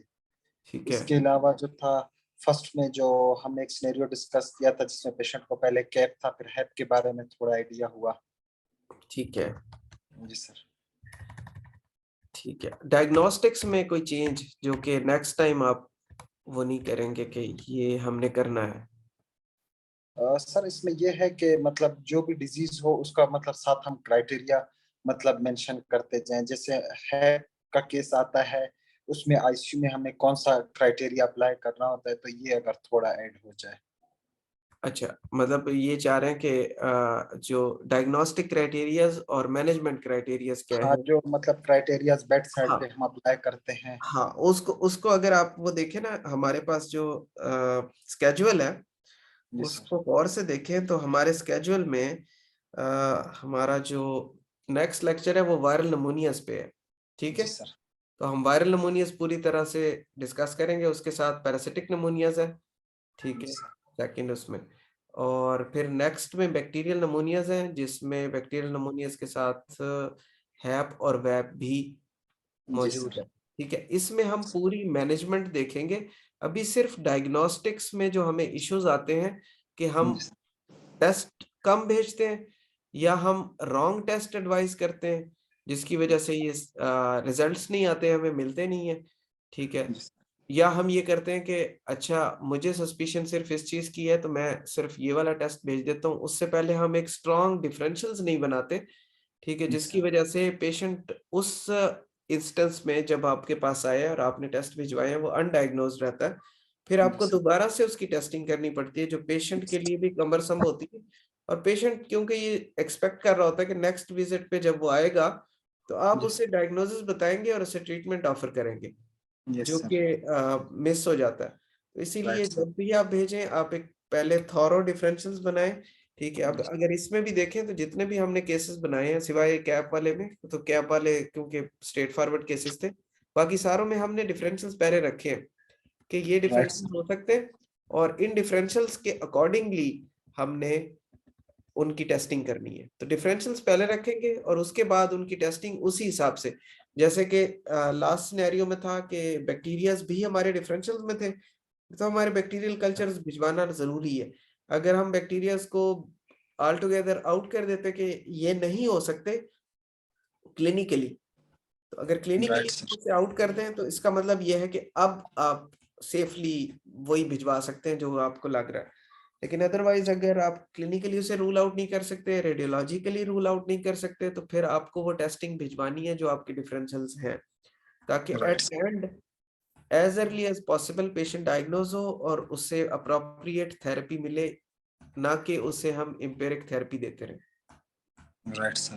ठीक है, thank you sir. Welcome. Sir एक क्वेश्चन है, जीन एक्सपर्ट सर कितना अरसे तक मतलब पॉजिटिव आ सकता है? क्योंकि सर पेशेंट मैंने देखे हुए हैं कि जिन्होंने एटीटी तकरीबन 6 मंथ्स कंप्लीट किए हैं, लेकिन इसके बावजूद भी जीन एक्सपर्ट पॉजिटिव आ रहा होता है। बिल्कुल, ये तो बहुत क्योंकि अच्छा इसमें क्वेश्चन है, ब्लड वेसल बहुत अच्छा क्वेश्चन है। और इस क्वेश्चन का जो है ना, मैं शायद मेंशन करना भूल गया हूँ ये चीज, और ये आपने बहुत अच्छा क्वेश्चन करके ना हमें एक और एस्पेक्ट इसका दिलवा याद करवा दिया। ये जो जीन एक्सपर्ट है, क्योंकि सिर्फ जीन्स को डिटेक्ट करना है, और जब भी वहाँ ट्यूबरक्लोसिस का बैक्टीरिया मौजूद रहा है तो वो उसका जीन वही मौजूद रहेगा, चाहे वो मर भी जाए। ठीक है, वो क्लियर नहीं होता मोस्टली, तो आपको सालों बाद भी जीन एक्सपर्ट पॉजिटिव मिल सकता है। ठीक है, तो इससे जो नेक्स्ट हमारी इम्पोर्टेंट पॉइंट है वो ये है कि जब भी आप जीन एक्सपर्ट भेज रहे हैं तो drug susceptibility and culture sensitivity AFB का साथ भिजवाएं, क्योंकि अगर वो नेगेटिव आता है, सिर्फ जीन एक्सपर्ट पॉजिटिव आता है और पेशेंट को सिम्टम्स भी नहीं है, तो फिर think of other entities. Sir अगर पेशेंट सिम्टोमेटिक हो फिर सिम्टोमेटिक तो को आपको ट्रीट करना पड़ेगा। सिम्टोमेटिक हो तो डेफिनेटली आपने ट्रीट करना है। अगर आपका कल्चर नेगेटिव आ जाता है और रिफ रेजिस्टेंस नहीं आती तो आप फर्स्ट लाइन के ऊपर ट्रीट करेंगे। अगर आपका कल्चर पॉजिटिव आ जाता है तो आपके पास ड्रग ससेप्टेबिलिटीज अवेलेबल होंगी।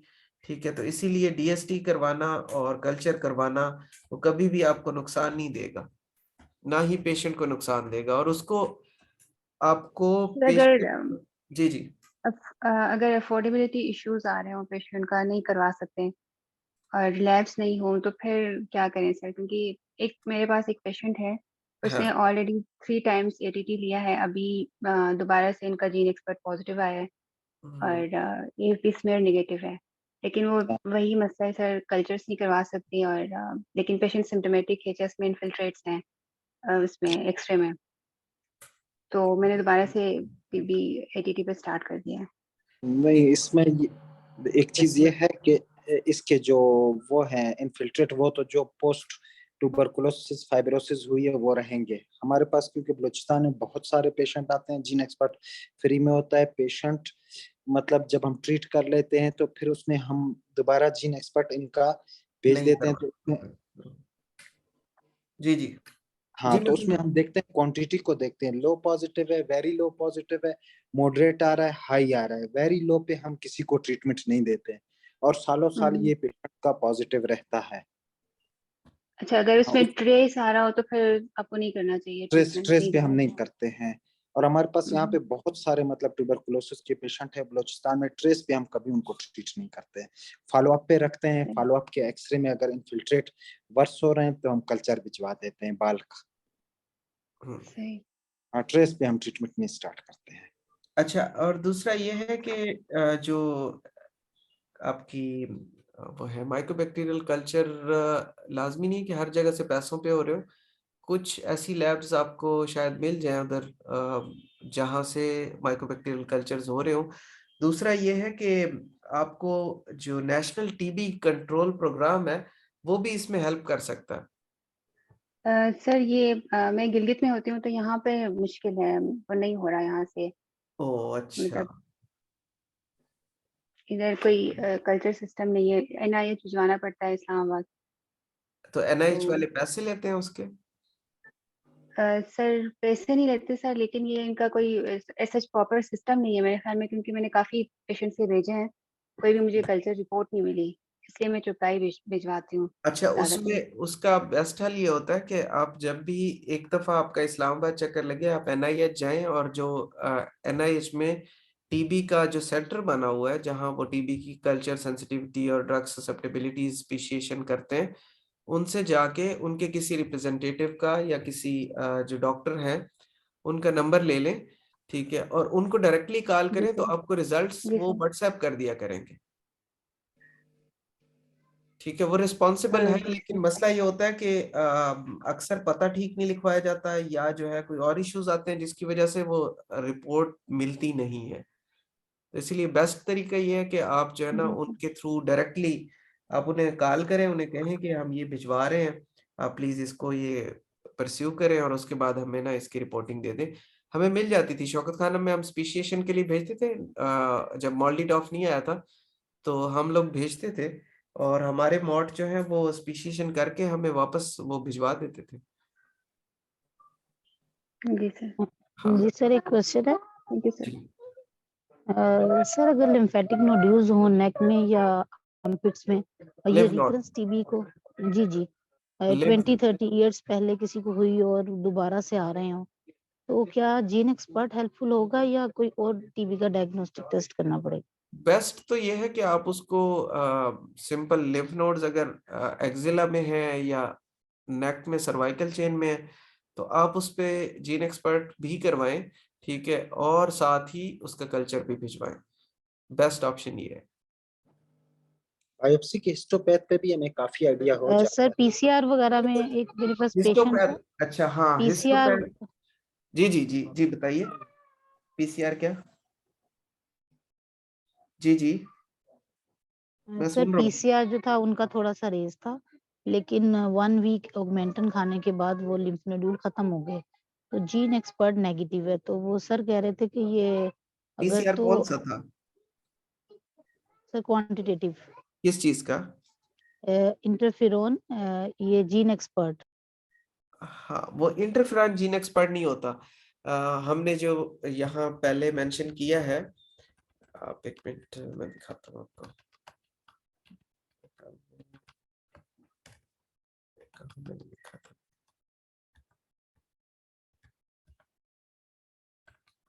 नहीं, ये तो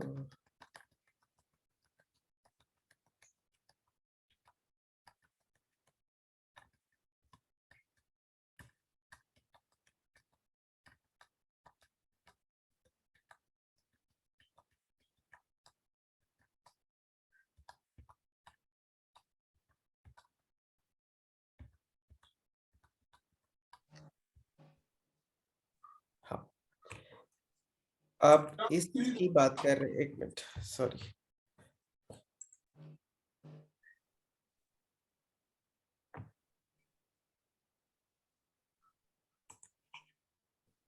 आप इसकी बात कर रही हैं,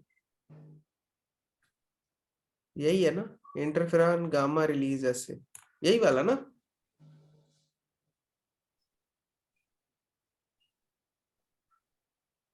जी सर।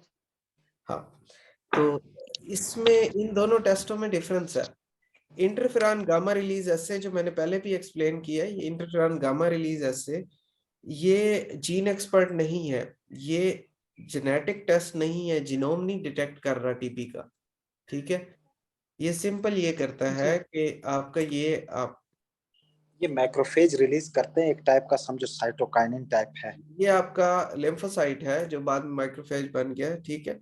और ये जो है आपका एंटीजन है, जो आपने, ये टीबी का एंटीजन है, ये आपने बाहर से आपने ब्लड लिया, ब्लड में जो लाइव आपके वो थे लिम्फोसाइट्स, उनको ना ये वाला एंटीजन दिखाया, सुंघवाया, ठीक है। उन्होंने ये सूंघा हुआ था, उन्होंने इंटरफेरॉन गामा रिलीज करना शुरू कर दिया, ठीक है। आपकी मशीन ने इंटरफेरॉन गामा को डिटेक्ट कर लिया और ये आ गया पॉजिटिव, ठीक है। समझ आई? जी ठीक है। तो ये असल में टीबी को नहीं शो कर रहा कि ये टीबी है, इसका मतलब ये है कि ये जो लिम्फोसाइट आपके ब्लड में है इसने टीबी के जरासीम को देखा हुआ है, इसीलिए ये उसके खिलाफ रिएक्ट कर रहा है, जिसकी वजह से इंटरफेरॉन गामा रिलीज कर रहा है, ठीक है। तो ये जी शो करता है लेटेंट टीबी को या प्रायर एक्सपोजर टू टीबी को, ठीक है। ये डायग्नोस्टिक नहीं है ट्रीटमेंट टीबी के लिए, एक्टिव टीबी की उसके लिए डायग्नोसिस के लिए नहीं यूज होता, ठीक है। अब नेक्स्ट पे चलते हैं जिसमें हमने जीन सर एक्सपर्ट एक क्वेश्चन है कि अगर पेशेंट जो है कंप्लीटली ट्रीट हो चुका हो हाँ तब भी इंटरफेरॉन गामा उसका पॉजिटिव ही आएगा? जी बिल्कुल, कंप्लीटली ट्रीट हो चुका हो तब भी इंटरफेरॉन गामा रिलीज ऐसे पॉजिटिव आएगा, क्योंकि हमारे सेल्स जो हैं वो एक दफा अगर एक चीज देख लेते हैं तो उसके खिलाफ रिएक्ट करते रहते हैं। लेकिन सर नहीं, अगर उसको न्यू इंट्रोडक्शन ऑफ एंटीजन नहीं है तो हाँ वैसे हाँ ही अगर हम टेस्ट करवाएं तो सर, ये पॉजिटिव न्यू आएगा, क्योंकि इंट्रोडक्शन, हाँ हाँ हाँ, एक मिनट मैं पीछे जाता हूँ जहां हमने ये तस्वीर बनाई है, अगर बची हुई हो। हाँ, तो इसमें हमने ये किया है कि ये एंटीजन मैं बाहर से लाया हूं, ठीक है। जो बेसिक कंसेप्ट है ना इंटरफेरॉन गामा रिलीज ऐसे का, ये एंटीजन जो टीबी का एंटीजन है, ठीक है, ये टीबी का एंटीजन है जिसको मैं लाया हूं, इसको शो करवाया है, ठीक है, समझ आ रही? सर समझ आ गई। हाँ, तो ये एंटीजन मैं खुद इसे प्रेजेंट करूंगा इस सेल को, और ये सेल उसके रिस्पांस में इंटरफेरॉन गामा रिलीज करना शुरू कर देगा, ठीक है। तो ये सेल जो है, ये पहले से इसके पास मेमोरी है कि ये एंटीजन मेरे पास आ चुका है, और जब भी ये आएगा मैंने इंटरफेरॉन गामा रिलीज करना है, ठीक है। तो ये चाहे पेशेंट ट्रीट हो जाए तब भी पॉजिटिव आता है। जी सर, सर मेरा एक क्वेश्चन है। मेरे पास 3-4 लोग ऐसे आए हैं, उनको तकरीबन 20 इयर्स के बाद लिम्फेटिक नोड्यूल्स हैं, लेकिन उनका जो मोनटॉक्स टेस्ट है वो भी नेगेटिव आता है, और जो ये ऐसे नहीं, दूसरा चुगताई से करवाया उन्होंने जीन एक्सपर्ट टेस्ट, मुझे अब याद नहीं आ रहा वो क्वांटिटेटिव है कि क्वालिटेटिव, तो वो भी नेगेटिव है, लेकिन अच्छा, उनको लिम्फ नोड्यूल्स सिर्फ बढ़ मुझे रहे हैं नेक में। मुझे सिर्फ एक चीज बताएं, जीन एक्सपर्ट किस पे था? जीन ब्लड एक्सपर्ट पे, ब्लड ब्लड पे। अच्छा, ब्लड पे जीन एक्सपर्ट नहीं होता, वो टीबी डॉट के नाम से, ठीक है, टीबी डॉट या माइको डॉट के नाम से, ठीक है, ये टेस्ट किए जाते हैं। ये सेम टेक्निक्स हैं जो कि इंटरफेरॉन गामा रिलीज ऐसे की, ठीक है। तो ये अगर नेगेटिव आए इसका क्या मतलब है? नेगेटिव आए तो इसका मतलब है कि एक्सपोजर कभी नहीं हुआ टीबी का, ठीक है। लेकिन वो पास्ट हिस्ट्री थी ना उनकी, पास्ट हिस्ट्री वो थी, सिर्फ उन्होंने कंफर्म करने के लिए करवाया जी जी। हाँ पास्ट हिस्ट्री थी, तो कंफर्मेशन के लिए एक्टिव टीबी को देखने के लिए, एक्टिव टीबी का मतलब पता है ना कि एक्टिव टीबी वो होती है जिसमें पेशेंट को सिम्टम्स भी हैं और टीबी हो सकती है, ठीक है। जी उन्हें सिर्फ नेक में लिम्फ नोड थे, नहीं, एक थे और वो बताइए ऑगमेंटन है खाने से 10 कि दिन के बाद। पास्ट में उन्होंने अगर टीबी की ट्रीटमेंट ली है, क्या उन्होंने प्रॉपर ट्रीटमेंट ली है या वैसे ही उन्होंने ट्रीटमेंट ली हुई है? ये भी तो एविडेंस नहीं है हमारे पास। वो तो कह रहे थे कि हमने, उन्होंने बोला था कि 1 ईयर का पूरा कोर्स किया था, बल्कि 1 पाकिस्तान ईयर में इस प्लस भी तरह है, कह रहे थे। पाकिस्तान में हर तीसरे बंदे ने ईटीटी ली होती है, किसी ने रेडियोलॉजिकल बेस पे, किसी ने इवन एक्सरे तक नहीं किए होते, उनको 6 मंथ के लिए सिंपल कफ के ऊपर ईटीटी दे देते हैं। अच्छा, तो लिम्फ नोड टीबी, इसने बताया। ठीक है, इसको हम 2 तरीके से ट्रीट कर रहे होते हैं जो पाकिस्तान में, ये देखते हैं, मैं लिख रहा हूँ, ठीक है। नंबर 1 एम्पिरिक, ठीक है। एम्पिरिक क्या होता है कि विदाउट एनी एविडेंस, ठीक है। Number 2, you go for lymph node biopsy and get issue for gene expert and histopathology and AFB staining and culture, ठीक है। ये अगर 3 टेस्ट आपने उसके ऊपर किए हैं और उसके बाद कंफर्म करने के बाद, कंफर्म क्या होगा कि जीन एक्सपर्ट पॉजिटिव आए, ठीक है, सॉरी, जीन एक्सपर्ट पॉजिटिव हो, हिस्टोपैथोलॉजी पे ग्रैनुलोमेटस लीजन नजर आए, और एएफबी स्टेनिंग एंड कल्चर या स्टेनिंग पॉजिटिव हो, कल्चर भी पॉजिटिव हो, या फिर सिर्फ कल्चर पॉजिटिव हो, ठीक है। तो इसके बाद अगर वो पेशेंट ट्रीट हुआ है, दिस इज कंफर्म टीबी, ठीक है, और ट्रीटेड, उसके बाद आपने 6 महीने उसे ट्रीटमेंट दी है तो वो ट्रीट हो गया। ये पेशेंट जो है, इसके ऊपर आप बेट लगा सकते हैं कि हाँ ये पेशेंट को टीबी थी और हमने टीबी ही ट्रीट की। इस पेशेंट पे ऐसा नहीं है, इस पेशेंट को एम्पिरिकली आपने ट्रीट करना शुरू किया, और मोस्टली जो पेशेंट्स होते हैं उन्हें पोस्ट वायरल लिम्फेडिनोपैथी होती है, ठीक है, और वो खुद रिजॉल्व होती है, लेकिन क्योंकि वो डिटेक्ट हो जाती है तो वो जाते हैं फिजिशियन के पास। फिजिशियन सबसे पहले क्या करता है कि वो कहता है अच्छा ये लिम्फ नोड्स है, अच्छा ठीक है, भूख भी नहीं लग रही, ठीक है, आपको टीबी की दवाई शुरू कर देते हैं। वो 6 महीने टीबी की दवाई खाता है और वो खुद ब खुद रिजॉल्व हो जाते हैं, और पेशेंट ये समझता है कि टीबी की दवाई से रिजॉल्व हुआ है, पहली चीज। दूसरा ये होता है कि उसको या तो कोई हिमेटोलॉजिकल डिसऑर्डर है, यस सर, जिसमें लिम्फोमा मोस्ट कॉमन है, और मोस्ट कॉमनली जितने भी लिम्फोमा के पेशेंट्स मैंने देखे हैं, ज्यादातर पेशेंट्स जब वो आते हैं तो उनकी हिस्ट्री में यही होता है कि टीबी का हम 2 दफा इलाज करवा चुके हैं, ठीक है, और उन्होंने प्रॉपर मेटिकुलस तरीके से इलाज करवाया होता है। 6 महीने उन्होंने रगड़ के दवाई खाई होती है, और उसके बाद फिर सेकंड में जो भी कंसल्टेंट उनको लिख के देता है कि अब सेकंड टाइम आप ले रहे हैं, अब 9 मंथ्स के लिए लें, तो वो 6 और 9 महीने पूरी वो खा चुके होते हैं, और उसके बाद आते हैं और लिम्फ नोड बायोप्सी होती है, और वो हिस्टोपैथ के ऊपर पता चलता है कि ये तो लिम्फोमा था, ठीक है। तो यस सर, जब आपको कंफर्म करना है पेशेंट को, आइग्रा, टीबी डॉट, माइको डॉट, ये टेस्ट करवाने की जरूरत नहीं है, आपने सीधा टिश्यू लेना है। टिश्यू लेना कोई डिफिकल्ट नहीं है, एक लिम्फ नोड है, आपने लिम्फ नोड की बायोप्सी लेनी है, और मैं रिकमेंड ये करूंगा कि अगर आपके डिफरेंशियल्स में लिम्फोमा है तो आप लिम्फ नोड की एक्सीजन बायोप्सी करवाएं,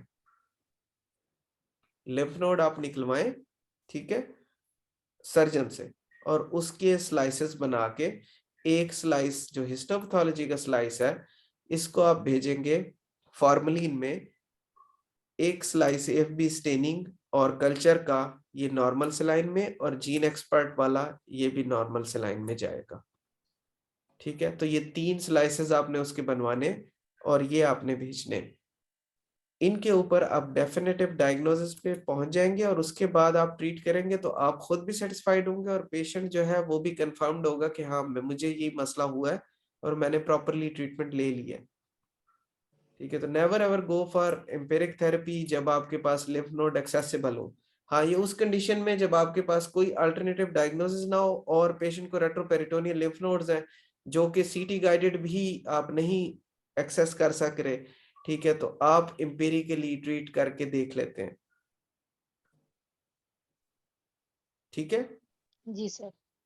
ठीक है, तो अदरवाइज अगर लिम्फ नोड है और एक्सेसिबल लिम्फ नोड्स हैं तो बेस्ट ऑप्शन ये है कि आपके पास एविडेंस होना चाहिए, और एविडेंस क्या है कि लिम्फ नोड की बायोप्सी लें, और बायोप्सी में रिकमेंडेड बायोप्सी ये है कि आप लिम्फ नोड की एक्सीजन बायोप्सी करवाएं, उसके स्लाइसेस बनवाएं, हिस्टोपैथोलॉजी को फॉर्मलिन में प्रिजर्व करें। जीन एक्सपर्ट के लिए और एफबी स्टेनिंग के लिए 2 जो पीसेस हैं वो आपने लेने हैं नॉर्मल सेलाइन में, और उनको भिजवाना है इन कामों के लिए, और हिस्टोपैथोलॉजी जो हिस्टोपैथोलॉजी डिपार्टमेंट जाएगी, ठीक है, और उन्हें हिस्ट्री साथ देंगे तभी आपको प्रॉपर डायग्नोसिस मिल सकेगा।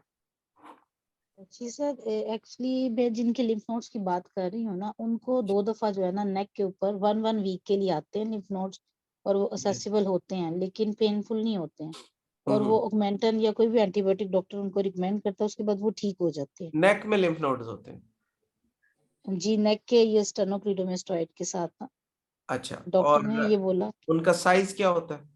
साइज रफली 1 सेंटीमीटर तक की रेंज में। हाँ, तो 1 सेंटीमीटर के अंदर अगर कोई लिम्फ नोड आ रहा है, दिस इज नॉन पैथोलॉजिकल और मोस्टली रिएक्टिव लिम्फ नोड्स होते हैं, उनको बार बार अपर रेस्पिरेटरी ट्रैक्ट इन्फेक्शन होता होगा, तो डेफिनेटली ये लिम्फ नोड एनलार्ज हो जाते हैं। अच्छा, लिम्फ नोड के बारे में एक चीज जरूर याद रखें कि lymph node whenever you found a lymph node in the axilla और epitrochlear area, this is always pathological, go for lymph node biopsy. लेकिन अगर सर्वाइकल लिम्फ नोड्स बच्चों में या यंग एडल्ट्स में पॉजिटिव आपको मिल रहे हैं और टेम्परेरी हैं तो उसमें फिक्र करने की जरूरत नहीं है, वो खुद ब खुद सही हो जाते हैं। ठीक है, जी सर, उनके नेक में 1-2 दफा आए हैं लेकिन विद इन 1 वीक ठीक हो जाते हैं एंटीबायोटिक हाँ, से। तो वो लाइकली ये है कि उनको जब भी सोर थ्रोट होता है या अपर रेस्पिरेटरी ट्रैक्ट इन्फेक्शन होता है उसकी वजह से ये लिम्फ नोड एनलार्ज होते हैं। ठीक है, और वो सेटल डाउन हो जाते हैं। ठीक है, जी, तो वो उनको मतलब सब मैंडिबुलर होते हैं और स्टेनोक्लिटोमेस्टाइड के साथ अजिथ्रोमाइसिन या ऑगमेंटिन लेके वो सेटल ठीक हो है। जाते हैं। हाँ, उनके चेस्ट एक्स-रे और सीटी में अभी भी वो ग्रेनुलोमेटस पोर्शन आ रहा है जो 20 इयर्स पहले था। बाकी कोई एक्टिव कंप्लेन नहीं। तो बस अगर वो ट्रीट हो चुके हैं तो उनको दोबारा ना ही टेस्ट करने की जरूरत है ना ही ट्रीट करने की जरूरत है। चलिए जी सर, थैंक यू ठीक सो है, much. Okay. Thank you sir. Next question इसके अलावा जो कि इन केसेस में हो।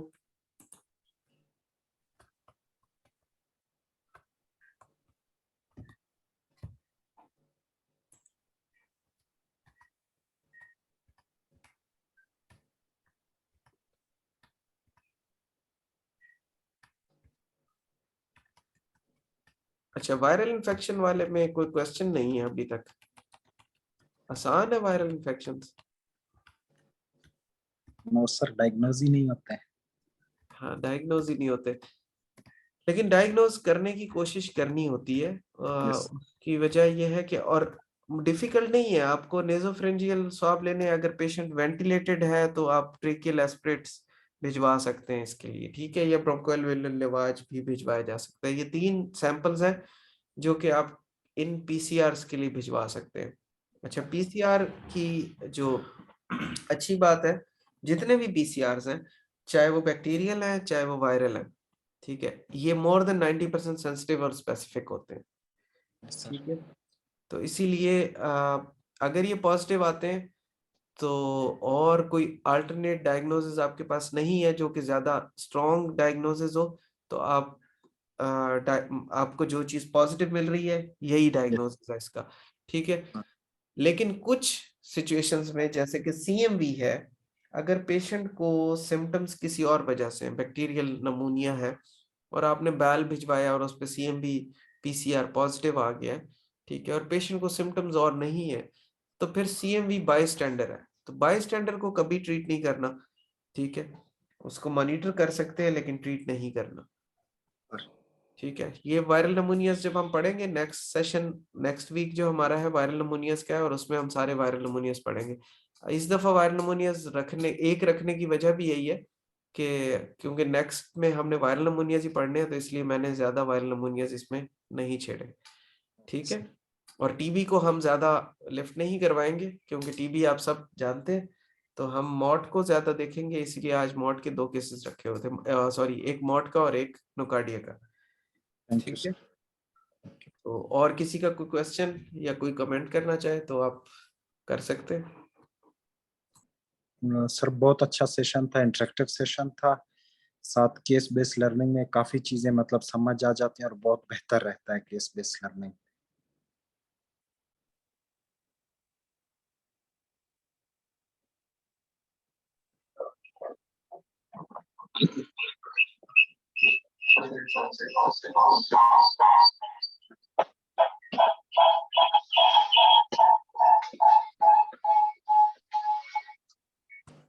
जी, कोई और क्वेश्चन आज के सेशन फिर हम कंक्लूड करते हैं।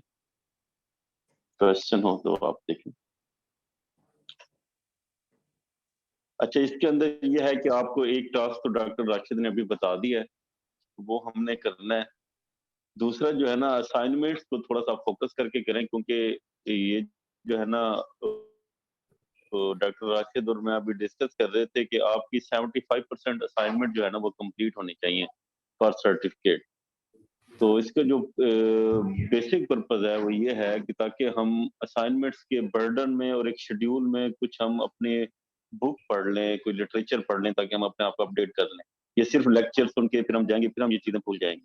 तो इसको हमने फिर यही किया कि सर्टिफिकेट हम उसे ही देंगे जो अपनी 75% ऑफ दी जो असाइनमेंट्स हैं वो कंप्लीट करके सबमिट करवाएं। और बेसिक पर्पज सिर्फ यही है कि आपको ये थोड़ा सा मोटिवेट किया जाए कि आप चीजों को पढ़ें और असाइनमेंट कंप्लीट करें। दूसरा, रिफ्लेक्शन इस सेशन की आपने लाजमी भेजनी है। 7 केसेस की हर केस की आपने 3-4 जो चीजें लर्न की हैं वो आपने 2 to 4 थिंग्स वो जो है ना वो लाजमी भेजनी है उस रिफ्लेक्शन के अंदर। तो ये साइन दे दी जाएगी। तो होपफुली कोई और क्वेश्चन हो तो फिर हम इंशाल्लाह व्हाट्सएप के अंदर इसको डिस्कस करते रहेंगे।